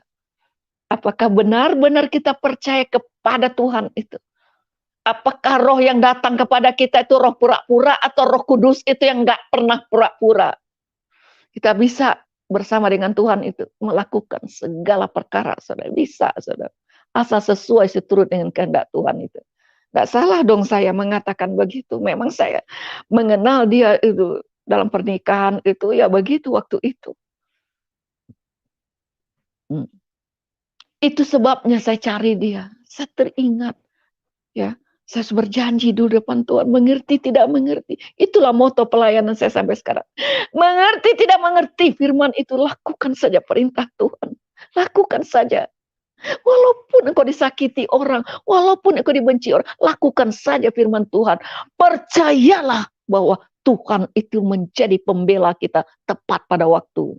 Kita tidak perlu bela-bela agama kita. Tidak perlu bela-bela Tuhan kita. Kita yang perlu dibela oleh dia. Tidak akan Tuhan membiarkan kita jatuh sampai tergeletak, saudara. Bayangkan, ya, memperkenalkan kebenaran yang benar ini kepada orang Kristen ini memang jauh lebih sulitnya, saudara. Tetapi bersama Tuhan, karena kita rindu menjadi alatnya Tuhan. Memang kita dipanggil oleh Tuhan untuk menjadi alatnya. Ya. Kata Yesus kepada murid-muridnya, ada makanan padaku yang tidak kamu kenal. Kamu makan puyung hai, randang, dendeng belado, ya, puyung hai, capcay, itu yang kau makan. Tetapi makananku adalah melakukan kehendak Tuhan itu, kata Yesus. Nah, kalau kita saudaranya Yesus, kita juga melakukan kehendak Bapa itu. Supaya kita menjadi saudaranya Yesus. Kan Yesus bilang, siapa saudaraku? Walaupun ada Maria dan anak-anaknya di depan dia, di depan semua orang. Ya, kalau tidak salah, Matius 12 ayat 50 itu. Siapa saudaraku? Dia menunjuk kepada muridnya. Inilah saudaraku. Yang melakukan kehendak Bapakku. Yuk kita lakukan kehendak Bapa supaya kita menjadi saudara Yesus juga. Jadi kita satu Bapa, ya, satu Bapa dengan Bapaknya Yesus itu. ketika dia menjadi manusia itu. Ya. Immanuel, Roh Allah ada di dalam Yesus itu. Nah, dia juga menyertai kita dengan roh itu. Roh kita yang tercemar oleh dosa, oleh nenek moyang kita Adam dan Hawa yang tidak taat itu. Nah, sekarang diperbarui roh kita diperbarui. Kalau kita mau, kalau enggak, judi juga enggak paksa-paksa, saudara ya. Nah, kalau kita mau, jangan setengah-setengah. Hiduplah sepenuhnya. Ya. Kita memberi enggak pernah kekurangan, saudara. Ya. Kadang-kadang orang-orang terlalu kikir itu selalu kurang aja. Itulah suami saya lihat. Jadi saya tidak lagi melihat orang lain. Ya ada. Lalu saya kan berhikmat juga, kita sudah bercerai begitu ya. Dengan berbagai cara, saudara. Saya ajak dia ke gereja. Nah, kebenaran, dia kenal juga sama hamba Tuhan itu, dia agak segan juga sama hamba Tuhan itu. Hamba Tuhan itu pernah dulu katanya buka perintisan pertama di keluarga dia, jadi segan nih. Tetapi Om ini tahu sekali ya dengan perjalanan hidup saya, ya, tahu sekali bagaimana dia memperlakukan saya suka datang ke gereja itu, saudara ya. Dan akhirnya, Yusnita, udah duduk sama-sama sini. Doakan diteguhkan kembali pernikahan saya, saudara. Dan saya merasakan ada satu kekuatan baru karena saya sudah dipersatukan kembali. Ya. Tapi dia masih berontak-berontak kayak mau nggak mau begitu ya. Tetapi karena dia agak segan sama Om itu, ya akhirnya ya Simon ya, baik-baik sama Wisnita ya, sama. Nah itulah kadang-kadang dia pulang ke Cibinong sekali, saudara. Tapi pulang sekalipun, saudara, bukan main dengan mabuk, dengan gaya premannya itu, dia bawa kadang keluarganya. Kalau saya, saya sementara saya buka persekutuan doa. Saya buka, saudara, sekolah minggu. Kalau datang saudara-saudaranya itu, aduh, cemooh ya, orang Kristen nih kalau jahatnya, saudara ya. Mungkin dia tidak pernah terbeban untuk mencari jiwa, menyelamatkan jiwa. Udah ada jiwa di depannya. Kalau enggak kuat-kuat ya murtad kembali, saudara ya. Ya begitu, mereka heran saya. Ada kek ya, beras sekilo, kek kasih begitu. Udah tahu kita menderita. Ada ponakan enggak pernah, saudara ya. Tetapi saya belajar mengandalkan Tuhan dan tidak mau membalas kejahatan. Semampu-mampunya saya, sedapat-dapatnya saya. Jikalau mereka datang, saya berbagi. Saya berbagi, saudara. Nah, puji nama Tuhan waktu itu. Disitulah kakak saya mengatakan, ya yang tertua yang berargumentasi keras sama saya yang perempuan itu. Lalu saya bilang, kalau saya benar-benar kembali sama Simon, Uni mau nggak dibaptis? Boleh, dia bilang. Hah, benar. Itu tambah semangat saya berjuang untuk kembali sama Simon. Tapi waktu saya kembali, dia mungkir, saudara. Dia takut kali sama anak-anaknya, saudara ya. Nah, di situ saya melihat, dia bilang, hati saya percaya, saya tidak tahu itu adalah urusan Tuhan ya saudara. Benar, saya percaya benar. 1 bulan sebelum kakak saya itu meninggal, dia datang ya ke saya, benar-benar dia curhat. Dia mengatakan, kamu paling baik, Yus, gini. Nah, itulah dia meninggal, tidak sampai sempat dibaptis kalau dia itu. Saudara. Tapi bagian saya sudah saya lakukan, dan dia sudah, waduh nggak ada, saudara, lagi dia marah-marah, malah Natal dia datang bersama berisekan. Pertama kali yang beliin HP saya itu dia, saudara. Tetapi ya dia takut sama suaminya, takut sama yang lain itu barangkali, saudara. Dia bahkan berkata, Yesus itu mendatangi saya dulu. Lalu dia bilang, apa Kak? Kamu harus dibaptis, dia bilang gitu. Oh, itu apa sih Yus dibaptis itu? Saya ceritakan lagi. Tapi waktu dia sebulan mau meninggal, dia datang, dia rasanya bagaimana dengan saya, dan akhirnya dia meninggal, saudara. Kita sempat dibaptis, itu hak Tuhan ya. Saya tidak pernah memaksakan juga. Kakak saya yang laki-laki saja dia sendiri, akhirnya dia pergi baptis, saudara. Terus saya ngomong-ngomong, Allah kamu jangan ngomong-ngomong, kenapa emang? Emang kamu aja yang Kristen, saya juga ada Kristen. Kita malah yang kaget, saudara. Ya, begitu cara Tuhan. Misterius memang cara Tuhan. Ya, jadi yang terpenting, jangan suka membenci ya. Benci-benci itu jadi rindu nanti. Nah, suami saya ini semakin jadi, saudara, luar biasa. Semakin saya bersama dengan anak saya ini, saya arahkan anak saya.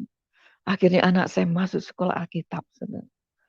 Masuk dua-dua, anak pertama, anak kedua masuk sekolah Alkitab. Itulah yang saya sampaikan. Ya, akhirnya dia menjadi pendeta kedua-duanya. Saya semakin kuat. Waduh, suami saya ini semakin menggila, saudara. Ya, heran juga saya. Kadang-kadang saya melihat dia, ini sombongnya itu belum diangkat, saudara. Tetapi saya terus menginjil. Rumah itu kecil, anak 3.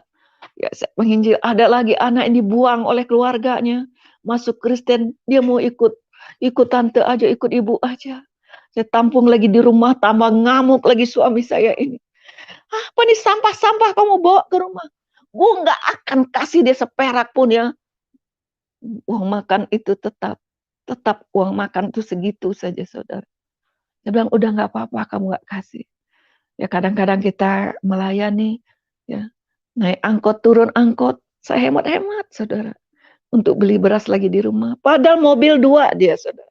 Nggak boleh saya pakai mobil itu. Kalau saya pakai mobil itu melayani, saya harus sewa, saudara. Harus sewa. Udah sewa, mobil nanti kasih lagi supirnya. Oh, uang. Berapalah PK kita, saudara. Nah, enggak, saya bilang saya naik bus aja. Saya naik angkot saja. Ada lagi saya layani orang anak Palembang. Ya. Begitu saya habis khotbah, dia datang sama anaknya berdua. Nita, sebenarnya saya juga masuk Kristen, tapi saya takut nih sama keluarga saya gini-gini. Dia bawa anak 2 kecil. Terus kamu tinggal di mana? Saya tinggal di situ. Anaknya yang kecil umur 6 bulan, anaknya yang besar tuh umur 2 tahun, saudara. Heran saya sejak saya turun mimbar, dia datang, dia duduk dekat saya, itu anak, dia kejar saya. Nggak mau lepas dari saya, nggak mau lepas. Lalu saya ajak makan, saudara. Ya, lalu anak itu dekat saya. Dia bilang, Opi ikut ibu aja, ikut ibu, ikut saya. Saya bilang, iya ikut ibu. Saya baru kenal waktu itu. Lalu anak itu ikut saya. Saya ajaklah pulang, dia nggak mau lepas. Pisahlah sama ibunya. Ibunya bawa anak yang kecil. Kan saya nggak tahu alamat ibu anak orang tuanya di mana apa di mana. Sampai di rumah saya bilang, aduh, di mana ya Opi, rumah Opi di mana ya? Karena saya baru ketemu juga, karena saya melayani, saya kan bukan gembala, saudara, diundang di satu gereja. Saya bilang, dia baru sekali juga datang ke gereja itu, jadi gembala itu nggak kenal juga. Saya bilang, bagaimana ini anak, enggak, Opi mau sama ibu aja, Opi mau sama ibu di sini. Enggak, maksud ibu di mana ya rumah Opi, nanti bagaimana ini?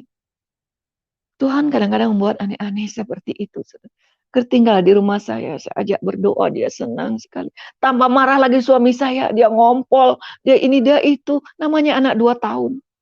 Saudara. Akhirnya saya bilang, Opi ingat gak rumah Opi? Ya kita berdoa dulu ya nak ya. Ingat, dia ingat. Akhirnya ketemulah rumahnya jauh-jauh masuk gang. Akhirnya ke rumah saya lah, nginap lagi lah sama, tambah marah lah, enggak pulang-pulang lah si papa anak-anak ini. Kamu ini, apapun yang terjadi, pelayanan harus tetap berjalan, saudara. Tuhan menjadi prioritas kita. Tugas kita menjadi prioritas kita. Ada kan di Korintus itu dikatakan, karena hari ini semakin dekat juga. Kata Paulus mengajarkan kepada pengikut. Yang punya istri, seolah-olah kita itu nggak punya istri. Seolah-olah kalau untuk Tuhan itu utamakan. Karena Tuhan akan mengatur. Ya, semuanya pasti diatur oleh Tuhan. Saya bawa lagi ke rumah. Akhirnya ngomong-ngomong anak itu mau dikejar, dia orang Palembang, saudara. Aduh, bagaimana ini anak ini kecil. Lalu saya bilang sama teman saya. Akhirnya teman saya bilang, Nita, apa yang Tuhan taruh di pikiran kamu? Ya kayaknya anak ini harus sekolah Alkitab deh supaya dia ngerti. Ya. Jadi kita dibentuk khusus gitu, kayak saya dulu. Harus ada yang membimbing kami sungguh-sungguh. Kalau tempat saya ini nggak aman karena anaknya ada 2. Ya gimana anak ini taruh di panti asuhan? Ya taruh panti asuhan. Lalu yang anak ini, anak ibunya ini kita sekolahkan aja di Palangkaraya. Jadi jauh karena saya punya link ada di situ. Saya bilang udah, jadi dia setuju. Akhirnya taruhlah anak kecil ini di panti asuhan. 1 bulan kemudian saya besuklah anaknya yang panti asuhan. Ibunya sudah dikirim Palangkaraya. Anaknya itu waktu di saya, anak itu rapi, bersih sekali. Saya rawat anak itu. Tapi kenapa ketika di panti asuhan itu lebih jelek, lebih jorok daripada gembel, saudara. Dia lihat saya, dia berteriak, "Ibu!" Dia peluk saya. Saya peluk dia, kok jadi begini? Ya Tuhan, lihat banyak orang Kristen tidak punya kasih, saudara. Memanfaatkan, benar, ya, memanfaatkan orang-orang lemah untuk mencari keuntungan. Kalau saudara tidak mampu di yayasan itu, pulangkan saja ke pemerintah. Jangan begitu cara. Jadi saya bagaimana? Anak ini gak mau lepas. Saya cari siapa pemimpin yayasan itu. Lari-lari dia, saudara. Akhirnya saya bawa.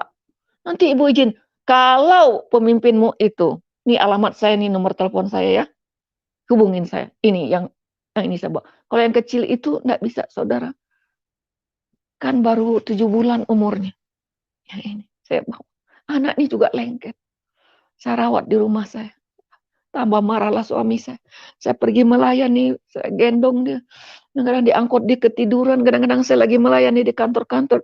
Saya khotbah dia tiduran lagi. Khotbah dia bilang, "Bu, pengen pup." Itu enggak sebulan 2 bulan, saudara, bertahun itu sama saya. Saya terima sampai ibunya selesai, saya kembalikan. Sudahlah, kasih jalan lagi untuk dia. Suami saya tambah ngamuk-ngamuk dak karuan. Saya, siapa lingkungan saya di mana? Yang tadinya menikah secara berapa orang anak Nias itu. Ada si Gea, ada si Tini, di Nias, anak-anak rohani saya yang tadinya berpaling dari Kristen karena menikah, saya layani. Berapa keluarga kembali, saya himpun mereka. Berbagi apa yang ada. Dan disitulah anak-anak saya melihat akhir anak-anak saya ikut sekolah kita. Suami saya semakin menggila, luar biasa. Saya tetap berdoa yang pada satu hari benar-benar sudah 7 tahun Tuhan. Saya sudah tidak sanggup lagi Tuhan. Kakak saya datang berdua, yang Kristen datang, Islam datang, tuntut ke Simon ini. Kalau memang enggak ini sudahlah, pisah ajalah Simon, tinggalin adik saya. Kamu ngapain ini? Besoknya saya berdoa, saya puasa, saya berdoa. Saya bilang juga saya tidak sanggup sebenarnya Tuhan. Dia mau menikah lagi dengan mantan pacarnya, saudara. Lagi sibuk mereka cari rumah ini dan itu. Saya minta sama Tuhan, saya sudah nggak sanggup. Lalu pendek cerita apa yang Tuhan buat, saudara. Saya tetap menawarkan ke dia, dia pergi dengan marah-marah. Lu tuh kalau ngomong kayak Tuhan menghakimi. Saya bilang tidak, sekali ini saya tidak menghakimi. Saya hanya minta keadilan dari Tuhan. Cukup kamu memperlakukan saya. Salah sedikit saya kamu maki seperti binatang di rumah ini. Kadang-kadang saya duduk di rumah ini rumah saya, kamu usir saya terima lembut. Tapi sekarang saya manusia ini saya nggak sanggup. Maka saya bicara, saya berteriak ke Tuhan saya. Kamu dengar dan kamu harus mendengar. Tetapi biar bagaimanapun Simon, saya melihat kamu punya masalah besar juga di luar. Tapi tetap sampai detik ini, sampai hari ini saya tetap mau jadi penolong kamu. Kalau kamu tidak bisa menyelesaikan masalahmu di luar, saya akan bantu kamu. Atau kamu punya anak mungkin di luar, sulit kamu meninggalkannya, saya akan hadir di situ. Kalau kamu berat dengan anak itu, bawa ke rumah ini, saya akan rawat itu anak. Yang penting kamunya kembali ke Tuhan. Kalau kamu kembali ke Tuhan, kamu tahu siapa istri kamu sebenarnya. Dia marah, dia pergi, saudara. 2 hari kemudian baru dia pulang lagi. Waktu dia pulang, saya bilang, dia melihat saya, dia lihat saya. Waktu saya di kamar, dia tarik saya ke tempat tidur, dia tarik saya duduk. Dia menangis, saudara. Cabut lagi perkataan kamu, cabut perkataan kamu. Yang mana sebanyak itu saya bicara yang mana? Sudah terjadi Pak sesuatu sama kamu. Saya tetap Pak mau menolong kamu. Sampai hari ini saya tolong kamu. Ada apa? Enggak. Lalu dia pergi lagi, saudara.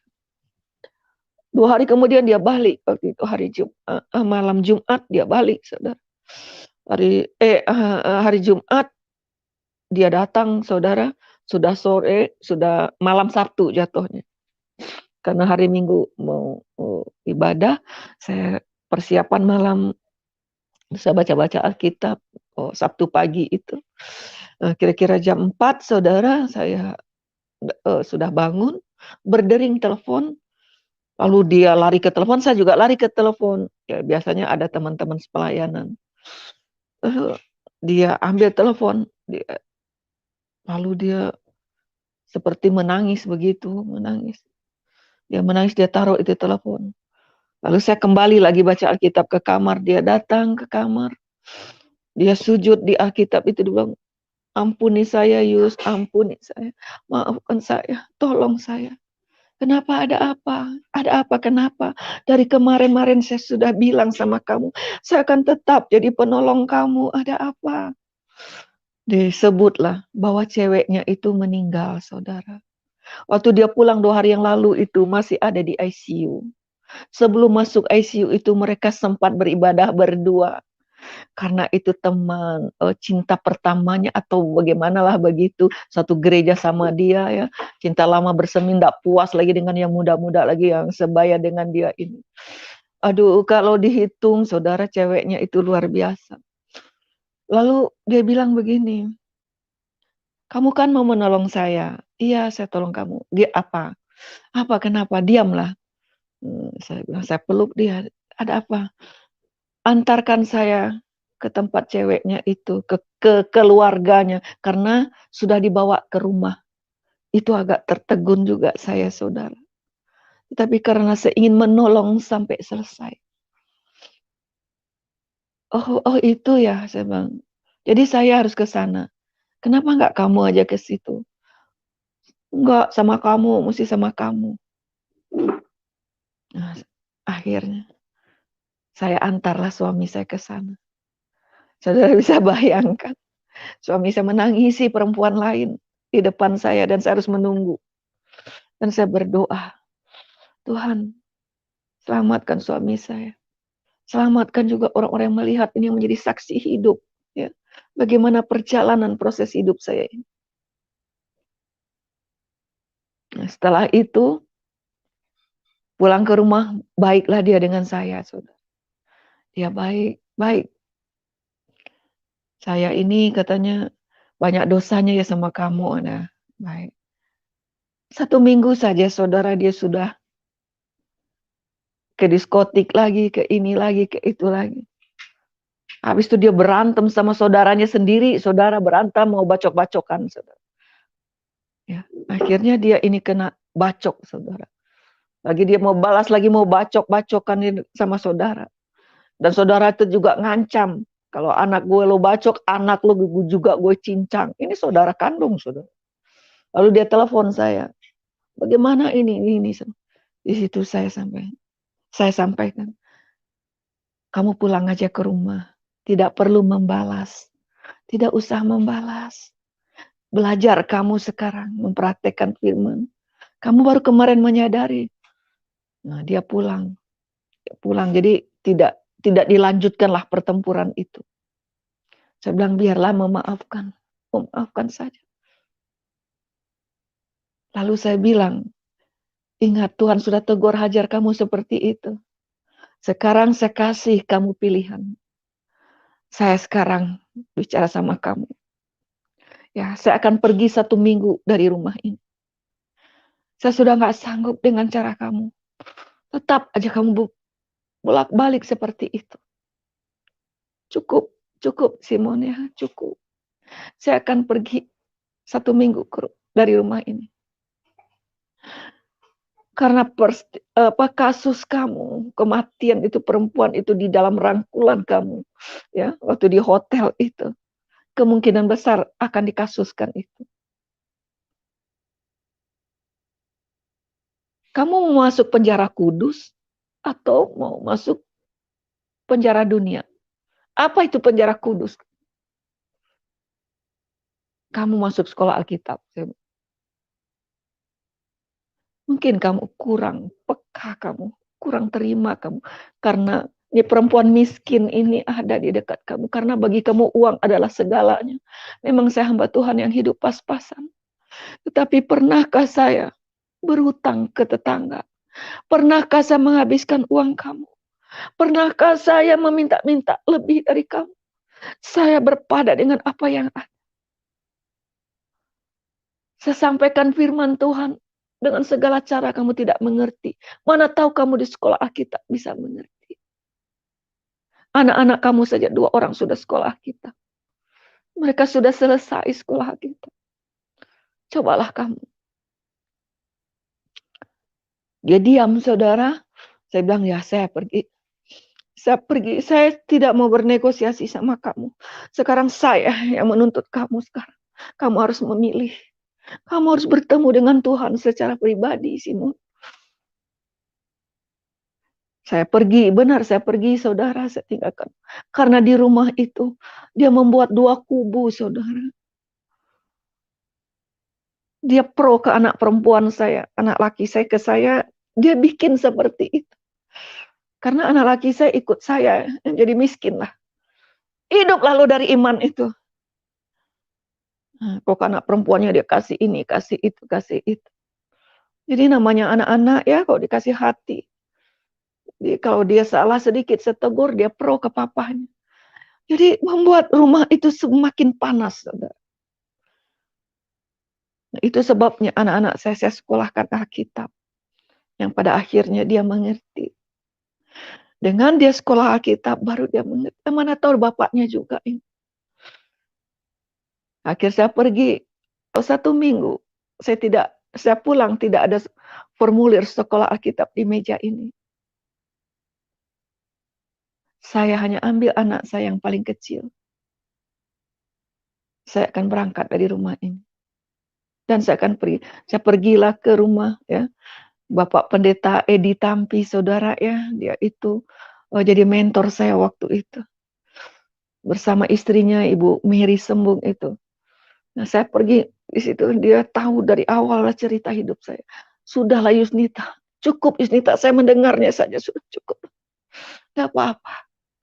Kalau kamu juga, penting kamu tetap dalam pelayanan. Kalau dia memilih jalan itu sudah. Akhirnya saya pulang 1 minggu, ada formulir sekolah Alkitab, saudara. Waktu isi formulir itu, kapan berhenti merokok hari ini, kapan berhenti berzina hari, pokoknya semua hari ini, saudara. Saya melihat berarti ada kesungguhan. Dan apa yang dia lakukan, saudara, waktu itu. Dia bilang, saya mau ikut Tuhan Yesus saya. Puji Tuhan. Sudah, lalu dia bilang, yang tadinya saya lihat kan duitnya beratus juta ya saudara ya. Waduh, jadi bos saudara di mana-mana dia dipanggil bos. Dan ceweknya berganti kian kemari. Sekarang waktu dia bertobat, apa yang dia katakan, ini harta kekayaan saya. Duit 8,5 juta dengan mobil Kijang tua itu satu, itu juga disewakan per bulannya, karena banyak mobilnya. Tapi nggak tahu yang lainnya kemana, tinggal itu. Disewakan 500.000 apa kalau setiap bulan kalau tidak salah. Terkaget, saya nggak bisa menuntut dia lebih dari apa yang dia berikan. Karena bagi saya adalah jiwa yang penting. Saya bilang, ini serius tinggal segini? Iya, tinggal segitu. Sudah, saya tidak memperhitungkan lagi. Saya bilang, 3,5 juta ini, ambil untuk kamu. Nanti pegang di sekolah Alkitab. 5 juta ini tolong, tinggal 5 juta lagi, rumah ini kredit lunasi. Saya tidak mau berutang. Lalu kamu bagaimana hidup? Dari dulu, saya dijamin oleh Tuhan. Kamu kan banyak duit, apa kamu kasih saya uang? Enggak kan? Tapi saya makan juga sampai hari ini. Berapa banyak orang di rumah ini? 3 orang anak rohani, 3 anak. Kamu kasih ibaratnya sekarang ini saudara. Ibaratnya tahun ini nih, waktu itu kita samakan, ibarat sekarang dia kasih cuma 70.000 satu hari. Semua. Saya terima. Sudahlah. Dari mobil itu kan ada 500.000 sebulan. Kadang-kadang ya namanya kita juga hamba Tuhan kelas bawah, saudara. Berapalah PK kita dapat. Tapi di situ saya berpada dengan apa yang ada. Anak-anak rohani saya kumpulkan. Yang dibuang sama keluarganya tadi ini saya kumpul semua. Dan dia masuk sekolah Alkitab. 3 bulan dia pengakuan dosa, dia peluk saya. Dia bilang, Yusnita, benar banyak dosa saya sama kamu. Banyak dosa saya sama kamu. Ampuni saya. Benar. Jadi bahasanya udah haleluya, puji Tuhan. Itulah rumah tangga saya. Begitulah seharusnya rumah tangga anak Tuhan itu. Saling percaya. Saling mendoakan. Nah, akhirnya sampai selesai suami saya pulang. Hidup saya rasanya benar walaupun hidup sederhana, saudara. Luar biasa, benar-benar saya merasakan. Kadang untuk makan pagi saya berpikir saya nggak mungkin membebankan ke dia. Saya berdoa tiba-tiba. Karena saya penyiar radio ya saudara ya. Pulang-pulang ada, saya nggak ngerti juga. Pendengar saya itu banyak saudara. Di luar kota, ada yang di luar negeri. Dan dia kirimkan berkat, pas-pasan. Ya, ada kan ada 100.000, ada 20.000 juga ada saudara. Setidak-tidaknya tidak sampailah kelaparan saudara. Lalu suami saya bilang, itu tadi dari mana itu makanan? Begitulah cara Tuhan memelihara kita. Karena dia nggak kerja lagi kan saudara. Kerja. Di situ saya merasakan selama 2 tahun, 3 tahun. Benar-benar saya merasakan, itulah bulan madu itu barangkali ya saudara. Ya. Kalau lalu-lalu itu kan penuh dengan setan-setan nih, penuh dengan ya Roh Kudus itu. Dan saya sangat merasa berharga sekali. Tetapi hanya 3 tahun, saudara. Dia balik lagi. Dia nggak tahan melihat susahnya hidup ini. Nggak tahan dia, saudara. Akhirnya dia kerja kembali. Ya, debt collector bagaimana, saudara, kerja begitu. Saya bilang, saya siap hidup seperti ini.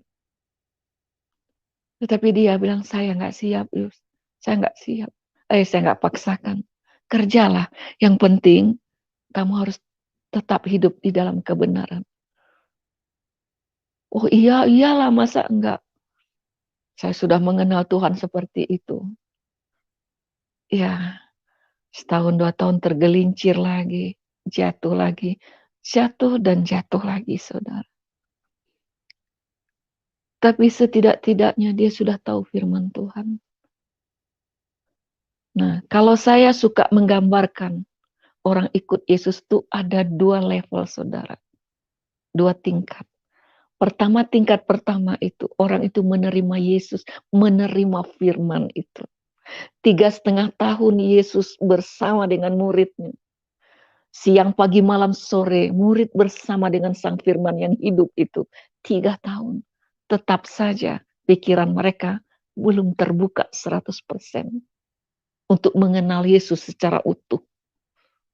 Bahkan waktu Yesus mau terangkat ke surga, murid-murid masih memikir, ini yang terpilih loh saudara, yang 11 orang itu. Masih bertanya, aduh kapan kita akan dibebaskan dari penjajah Romawi ini. Dia masih berpikir seperti itu. Yesus mengatakan, tunggu di Yerusalem. Tunggu ya. Tunggu janji Bapa. Kalau kuasa itu turun atas kamu, kamu akan menjadi saksi Tuhan itu. Mulai dari Yerusalem, Yudea, Samaria sampai ke ujung bumi. Kalau firman saja tanpa Roh Kudus, saudara, kita tidak akan bisa mengingat sepenuhnya apa yang diajarkan oleh Yesus itu. Apa yang dikehendaki oleh sang firman itu. Jadi saya lihat suami saya baru di level firman itu. Setidak-tidaknya dia tidak berjudi lagi. Setidak-tidaknya dia tidak mabok-mabok lagi. Dia sudah bertahan di rumah. Kadang-kadang dia antarkan saya pelayanan. Kadang-kadang. Tapi kalau saya pribadi melihat, dia belum menerima kuasa Roh Kudus itu sepenuhnya. Kuasa itu. Ya, Kisah Rasul 1 ayat 8 tuh, atau di Kisah Rasul 2 itu, saudara ya. Murid-murid itu kan dilengkapi ya dengan Roh Kudus itu. Bukan sekedar percaya saja, saudara ya. Tetapi Roh Kudus itu kalau bekerja, terjadi perubahan yang total. Coba lihat, 11 murid Yesus saja dulu yang mengikut Yesus itu. Tercatat nggak dia jatuh lagi ke dalam dosa? Ada nggak catatannya?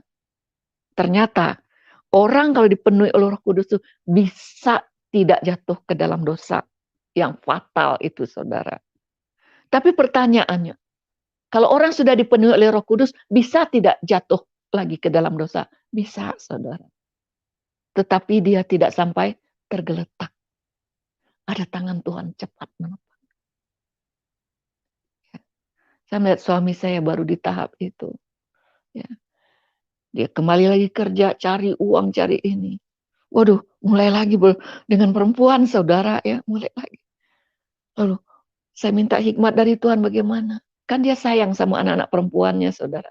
Saya arahkan, Pak, kalau ada berkat, kita punya anak perempuan. Kan kamu demi anak. Kalau kamu kembali sama saya itu bukan karena kamu suka saya, karena anak kamu, karena kamu gitu sayang sama anak ya. Sampai orang belanja anakmu yang pegang ya, nggak apa-apa. Nah, belikanlah anakmu tuh rumah. Tuh ada kredit itu. Tuh ada tuh nih di kredit situ. Nah, pendek cerita. Oh, dia mau untuk anak-anak perempuannya itu. Di sini saya mengajarkan secara tidak langsung bagaimana kita melepaskan hak kita sebagai orang tua. Jangan tunggu kita mati baru bagi-bagi itu warisan.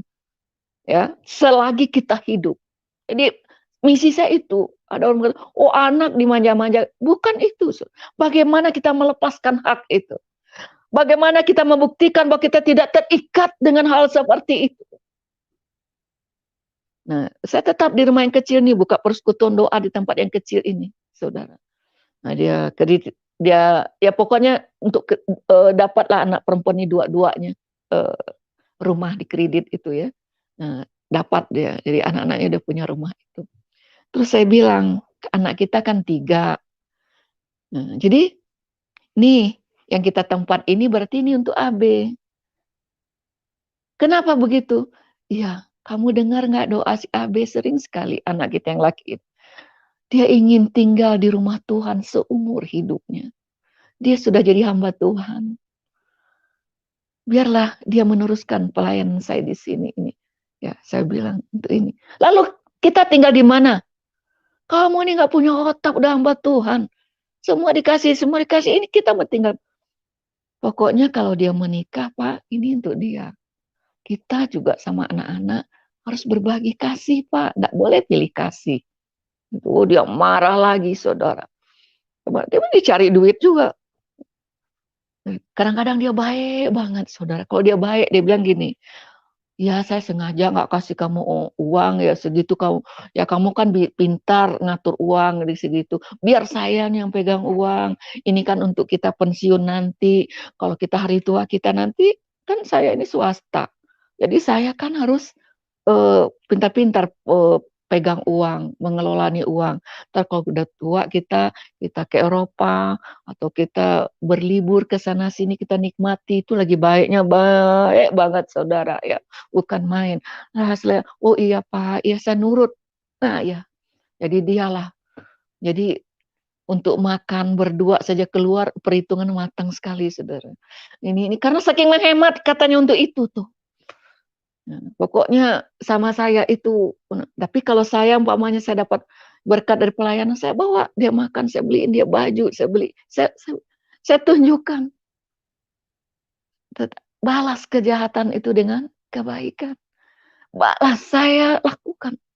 Mereka kan masih hidup nih sekarang, saudara. Kalau saudara masih nggak percaya, cerita sama mereka, sama anak-anak rohani saya tahu itu semua. Saya hidup dengan pas-pasan itu. Maka banyak anak rohani saya juga, baik di Nias, Pak Gea, si Tini, si Linda, si Asna, si Okta, si Yani, semua dia agak meniru-niru juga cara saya. Sampai ya, saya melihat juga anak saya yang laki-laki ini menikah. Dan akhirnya saya bilang, ini rumah untuk si AB, kalau dia menikah. Lalu kita tinggal di mana? Tenang saja. Tuhan pasti. Ya, kan duit kamu banyak. Beli, enggak, pokoknya dia ngomel-ngomel. Wah, mulai kumat lagi itu saudara. Tetapi apa yang Tuhan buat? Ada orang menjual rumah, tanah, 3 kali lebih besar dari tempat itu. Orang itu mau deal ya, harganya sudah setuju, pembeli sama penjual, datanglah ke saya. Suruh minta didoakan, karena dekat sama saya. Nah, saya doakan yang mana rumahnya? Oh, itu. Aduh, sebenarnya saya juga kepengen loh, tanahnya lumayan luas itu. Oh, ibu kepengen. Nah, tapi saya nggak ada uang. Cuman saya suka lewat di situ. Wah, ada keirinduan saya itu gitu. Yang beli Kristen, yang jual juga Kristen, saudara. Jadi mereka datang, saya doa. Di dalam doa tuh, terima kasih Tuhan, akhirnya kau berikan juga rumah itu ke anak Tuhan, supaya sama-sama bersekutu dengan kami di sini. Nah, pendek cerita akhirnya nggak jadi orang tuh beli, saudara. Dia telepon saya, Bu, katanya, aduh suara ibu terngiang-ngiang di telinga saya itu. Terus saya nggak jadi beli, Bu, katanya. Kenapa, Pak? Nggak, ibu aja yang beli. Duh, Pak, nggak kan saya ada duit segitu, Pak. Saya bilang gitu. Nah, akhirnya dia nggak jadi beli. Yang punya rumah desak saya. Udah ibu aja, Bu Simon yang beli ini. Aduh, Pak. Akhirnya berapa ibu punya uang, bayarlah segitu dulu, nanti sisanya cicil. Pak, saya nggak mau berutang, Pak. Mungkin belum rezeki saya. Nah, pendek ceritanya, saudara, rumah itu yang pada akhirnya bulat saja saya cerita, panjang kalau diceritakan. Akhirnya disuruh bayar separuh harga, saudara. Tapi dia bilang begitu, sertifikatnya harus atas nama ibu. Dia nggak mau ke atas nama bapak. Kenapa gitu? Iya. Katanya balik namanya, nanti ke notarisnya sama ibu separuh harga. Pokoknya intinya gitu separuh harga. Saya kasih tahu lah sama suami saya itu. Oh, akhirnya dengar separuh harga. Oh, mau dia saudara. Nah, itulah akhir saya dapat rumah ini. Rumah ini memang bocor dulu kayak bagaimana begitu kan, bayar separuh harga. Nah, dia enggak mau betulin ini rumah saudara ya. Nah, puji nama Tuhan. Akhirnya saya bilang, Pak, kamu harus lanjut sekolah Alkitab kembali. Mungkin waktu itu kamu belum jelas, kamu kan bernazar, ya, karena kamu mau masuk lagi sekolah Alkitab. Saya bilang itu. Dia bilang, iya, gue masuk sekolah Alkitab, tapi gue nggak kasih kamu duit belanja ya. Hah? Sebanyak ini orang di rumah, kamu nggak lihat juga kuasa Tuhan. Iya, nanti. Nah, menikahlah anak saya yang laki-laki ini, saudara. Si Abe ini menikah, lalu saya pindah nih. Saya bilang AB sama menantu saya nih yang jadi tim saya sekarang ini. Saya bilang, kamu tinggal di situ. Enggak, Ma, kita nggak mau, biar kita tempat bocor-bocor itu aja. Enggak, ini udah diuntukkan. Mama sudah bernazar, kalau kalian menikah, kalian di sini. Ya, itu karena sudah direnovasi, sudah bagus, saudara ya. Jadi kamu sini, saya tempat bocor-bocor itu. Untuk menepati janji itu tidak mudah, tetapi sebagai anak Tuhan, apalagi hamba Tuhan, orang yang ingkar janji itu pasti ada roh iblis ya, pembohong itu saudara ya, orang-orang suka ingkar janji itu. Jangan pernah berjanji kalau tidak bisa menepati. Ya, pikirkan dulu. Kalau belum bisa menepati janji, alasannya kasih yang benar-benar membuat kita tidak bisa memenuhi janji kita, tidak mengapa saudara ya. Jangan tidak menepati janji adalah lebih rohani daripada orang yang menepati janji, ya, lebih galak lagi kadang-kadang. Dan dia masuk lagi, saudara ya, sudah akhirnya anak-anak sudah menikah. Berarti anak-anak saya ketiga-tiganya sudah menikah. Nah, tinggallah saya dengan anak-anak rohani saya ini. Nah, saya tinggal di rumah-rumah bocor ini. Ya, dia bilang, udah. Waktu dia kerja lagi itu, akhirnya ada mobil Panther, saudara, yang agak-agak tua juga. Tapi karena mungkin dia bayar nazar juga untuk sekolah Alkitab, saudara, ya, untuk kedua kalinya itu dia pergi, ya, dia pergi. Tapi benar dia tidak kasih uang belanja, dia isi di formulir itu. Saya tidak bertanggung jawab. Itu saya melihat orang kalau belum dipenuhi oleh Roh Kudus. Ya, banyak orang Kristen juga kan sebentar baik, sebentar tidak. Itu Roh Kudus itu tidak diberi ya tempat seluas-luasnya di hati kita. Jadi kita, akal kita juga. Hati memang percaya kepada Tuhan. Tapi kalau pikiran ini yang sering ya menggagalkan rencana Tuhan dalam hidup kita. Tuhan, karena Tuhan sifatnya kan tidak pernah memaksa. Contoh aja kalau kita mau ke gereja atau kita mau memberi seseorang atau memberi perpuluhan, saudara, ya, udah ada nih di hati. Tiba-tiba pikiran ini nggak cukup itu. Oh dulu kan dia begini, gagal, saudara. Mau ke gereja, oh udah lama nggak ke gereja, saya mau ke gereja. Ini hati nih. Sampai harinya, tapi si Anu nelpon saya ini gagal lagi ke gereja. Apa pikiran? Harus tunduk kepada hati itu. Yakobus 4 ayat 7 itu harus berlaku. Tunduklah kepada Allah. Baru kita bisa melawan iblis itu. Iblis datang dengan modus yang berbeda-beda. Nah, suami saya kan udah melayani juga, saudara, ya. Nah, seperti itu, ya, karakternya masih begitu. Maka saya tidak heran juga melihat karakter hamba-hamba Tuhan di luar sana itu. Tidak usah jauh-jauh di depan mata saya begitu. Ya, karena memang kadang-kadang kita kan gaji kita, kadang-kadang memang gembalanya baik sama kita, majelis-majelisnya yang jahat sama kita. Irilah kita dikasih pelayanan terus. Atau jemaatnya suka dengan kita, iri pula gembalanya, takut kita. Kadang-kadang melihat itu suami saya lihat, kok begitu orang itu ya Yus ya? Kok dia begitu, kok dia begitu? Saya bilang, udah jangan lihat orang. Dari dulu kamu juga memperlakukan saya kayak gitu. Sekarang kamu melihat begitu, kamu sakit hati. Ya, sekarang sudah. Anggap aja kamu tabur tuai. Tapi dia tetap nggak kuat. Ya, dengan begitu dilihat, hamba Tuhan itu aja berzina. Itu pendeta tuh kok begitu, teriak-teriak kayak gitu. Gue teriak aja masa nggak boleh. Kadang-kadang lihat, ketika kita tidak menjadi contoh teladan, banyak orang akan tersandung. Saya meratap lagi, saya rangkul kakinya. Sekolah Alkitab itu, saudara, benar-benar seperti anak TK. Dia tidak tahu bagaimana saya, tetapi tetap saya lakukan sebagaimana ya seorang ibu rohani terhadap anak rohaninya itu. Sudah dia tinggallah penter itu kan, penter di rumah, dia pergi sekolah, kita udah pergi, dia nggak tinggalin uang apa-apa, nggak mau bertanggung jawab. Sudah. Saya bilang, ini penter ini kan udah diikat, ini udah rusak-rusak kayak gini, udah jual aja. Jadi maksud saya jual itu saya mau betulin di rumah. Karena kalau banjir itu saudara berember-ember kita gotong begitu. Nggak dari atas, nggak dari ini gitu. Cuman satu kamar aja tuh yang agak selamat saudara. Waktu udah lumpur-lumpur masuk. Gitu. Terus saya kasih tahu dia, ya udah jual aja. Ya, tapi uangnya untuk betulin rumah ya boleh ya. Ya terserah gitu. Gitu. Di situlah nah kebenaran ya saya waktu itu melayani. Tuhan kasih ya ada Bapak Victor ya, Pak Victor Panggabean itu dia di Bandung saudara, lalu dia dipindahkan kerja di Kalimantan. Itu saya merasakan saya dikasih pelayanan di Kalimantan berapa kali saya ke situ. Nah, penter itu dijual, cukup, mana cukup saudara ya, waktu itu sisanya cuma 25 juta kalau nggak salah untuk merenovasi, ya kan tanah ini 230 meter saudara ya, itu. Tetapi itu saya, bagaimana caranya, yang mana yang bocor dulu untuk melayani. Saya nggak tahu waktu itu, benar-benar Tuhan itu tidak pernah mempermalukan saya. Lewat Pak Victor ini, Bapak Ibu ya, dia kasih saya sekantong kresek waktu itu. Saya kira apa itu? Tahu uang saudara 50 juta waktu itu. Itu pertama kali dan terakhir kali saya memegang uang sebanyak itu saudara ya. Pas rumah ini sedang direnovasi.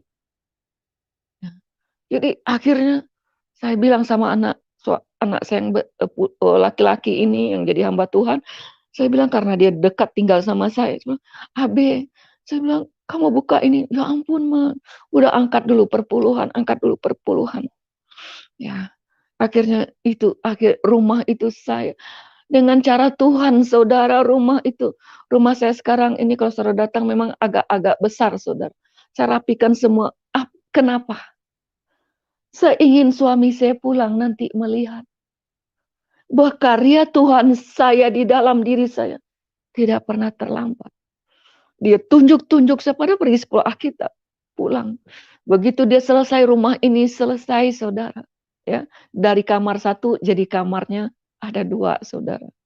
Ya, ada dapur, ada ruang makan, saudara. Ya, seperti apa yang saya rindukan dulu. Saya pengen punya rumah itu seperti ini. Ya, saya senang sekali ya. Saya ada di kamar saya sekarang ini, saudara. Ya. Dan lalu begitu dia pulang, saya telepon dia. Pak, kamu lewat belakang. Ya, saya mau pergi ibadah. Jadi saya nggak ada di rumah. Semua makanan yang kesukaannya saya taruh di meja, saudara. Saya rapiin semuanya.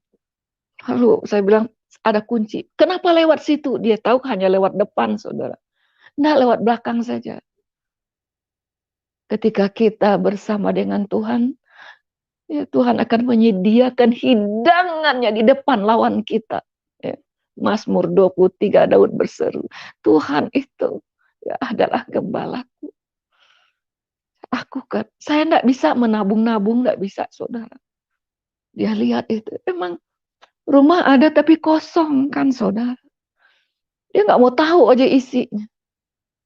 Kadang-kadang teman saya ngasih ini kursi, Yusnita. Ini saya terima walaupun bekas. Sampai baju saya ke Batam, orang-orang di Batam kadang-kadang. Jadi benar-benar, enggak, ini ada saja. Ini yang jahat, ada aja yang baik Tuhan kirim. Tidak semua anak Tuhan itu jahat. Pasti ada yang baik ya saudara. Begitulah Tuhan menggenapi janjinya untuk kita. Dan akhirnya suami saya pulang.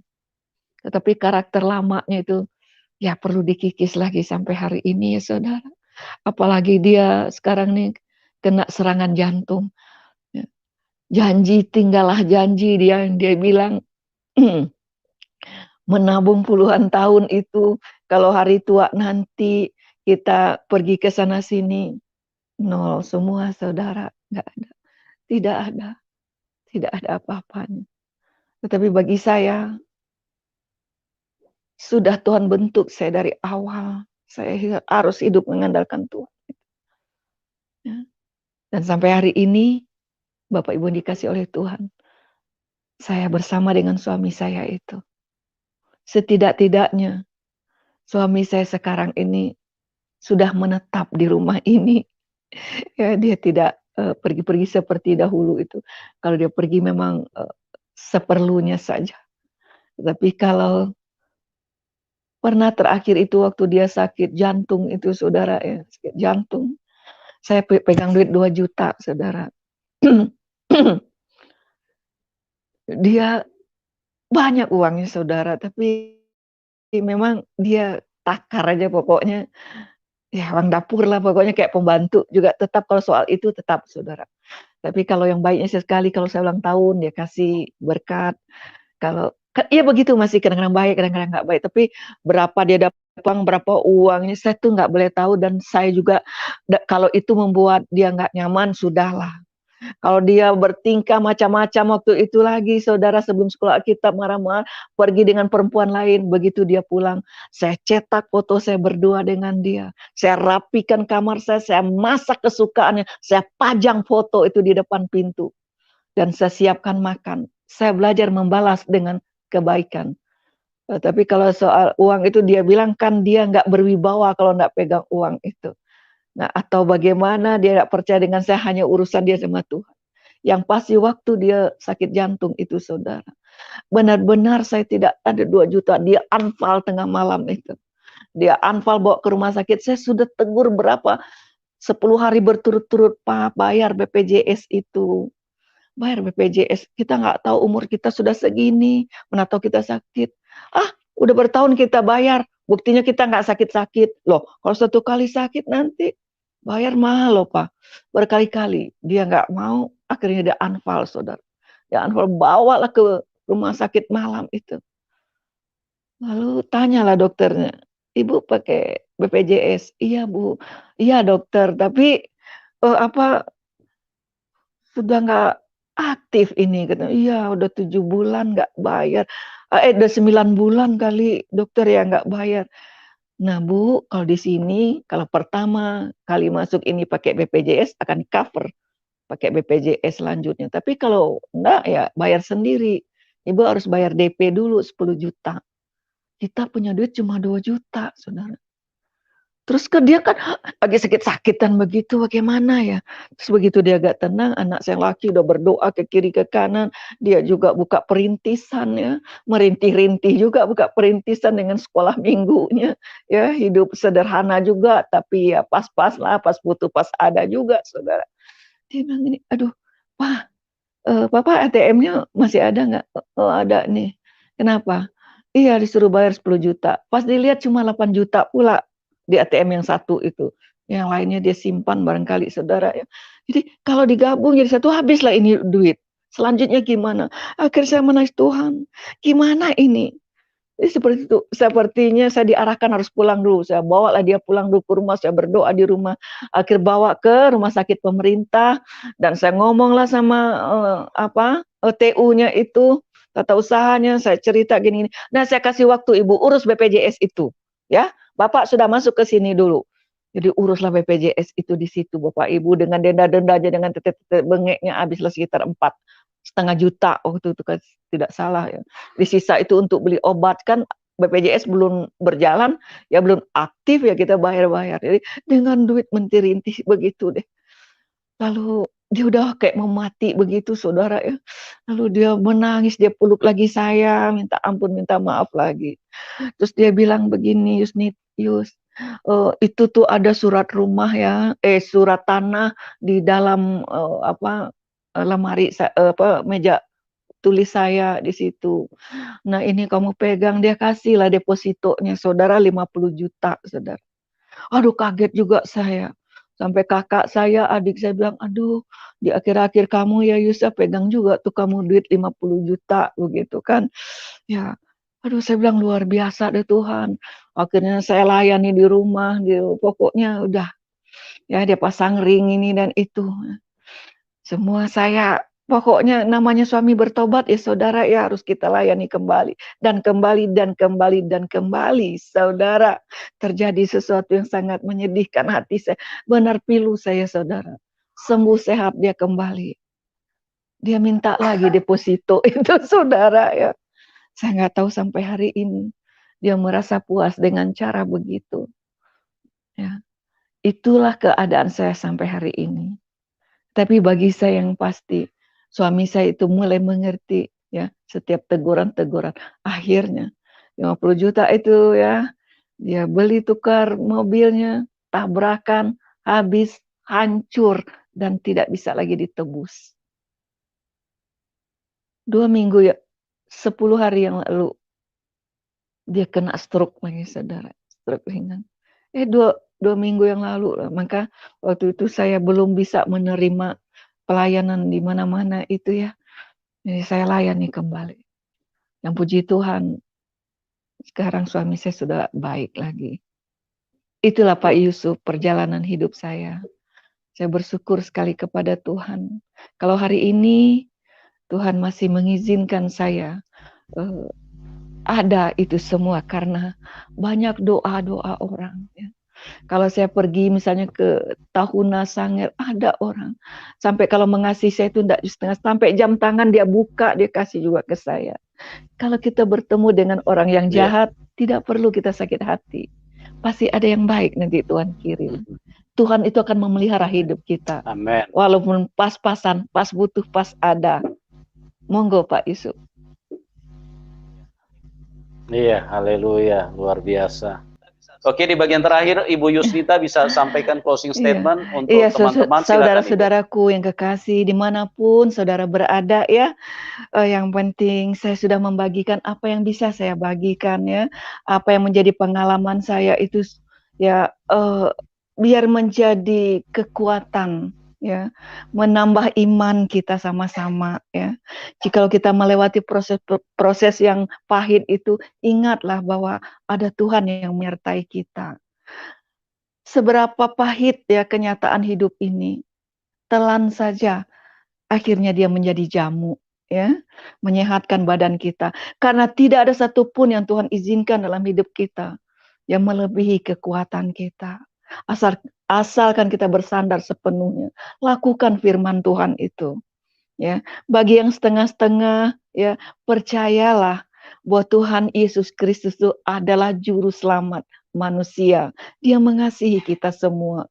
Mengasihi. Nggak ada yang salah dalam ajaran Yesus ini. Ya, semuanya mendatangkan kebaikan. Ya, kalau kita lakukan semua perintah Tuhan ini, hukum mana yang bisa menentang kita? Kasihilah musuhmu. Musuh aja suruh kasihi. Luar biasa kan Yesus. Nah, dulu saya nggak bisa percaya itu, saudara. Tapi ketika saya mempraktekkan, sejahat apapun orang sama kita, benar sakitlah kita disakitin ya saudara, sakit. Tapi ada tempat kita mengadu kepada Tuhan itu. Kita hanya menangis, jangan ada niat untuk membalas. Karena pembalasan itu adalah hak Tuhan. Ya, juga bagi Pak Yusuf, terima kasih. Bagi tim ya, terima kasih. Ya, juga bagi saudara-saudara kalau memang mendukung pelayanan saya ya, terima kasih dan Tuhan aja yang memberkati. Amin. Pak Yusuf. Iya. Baik Ibu, terima kasih Ibu. Tuhan Yesus sangat luar biasa. Ya, dari apa yang Ibu sampaikan, kami semua diberkati Tuhan, ya. Teman-teman, sekali lagi terima kasih buat semuanya. Kami mengasihi Anda semua. Kami berdoa kemurahan Tuhan terus mengikuti setiap kita sehingga kita bisa masuk di dalam rencana dan kehendak Bapa di surga.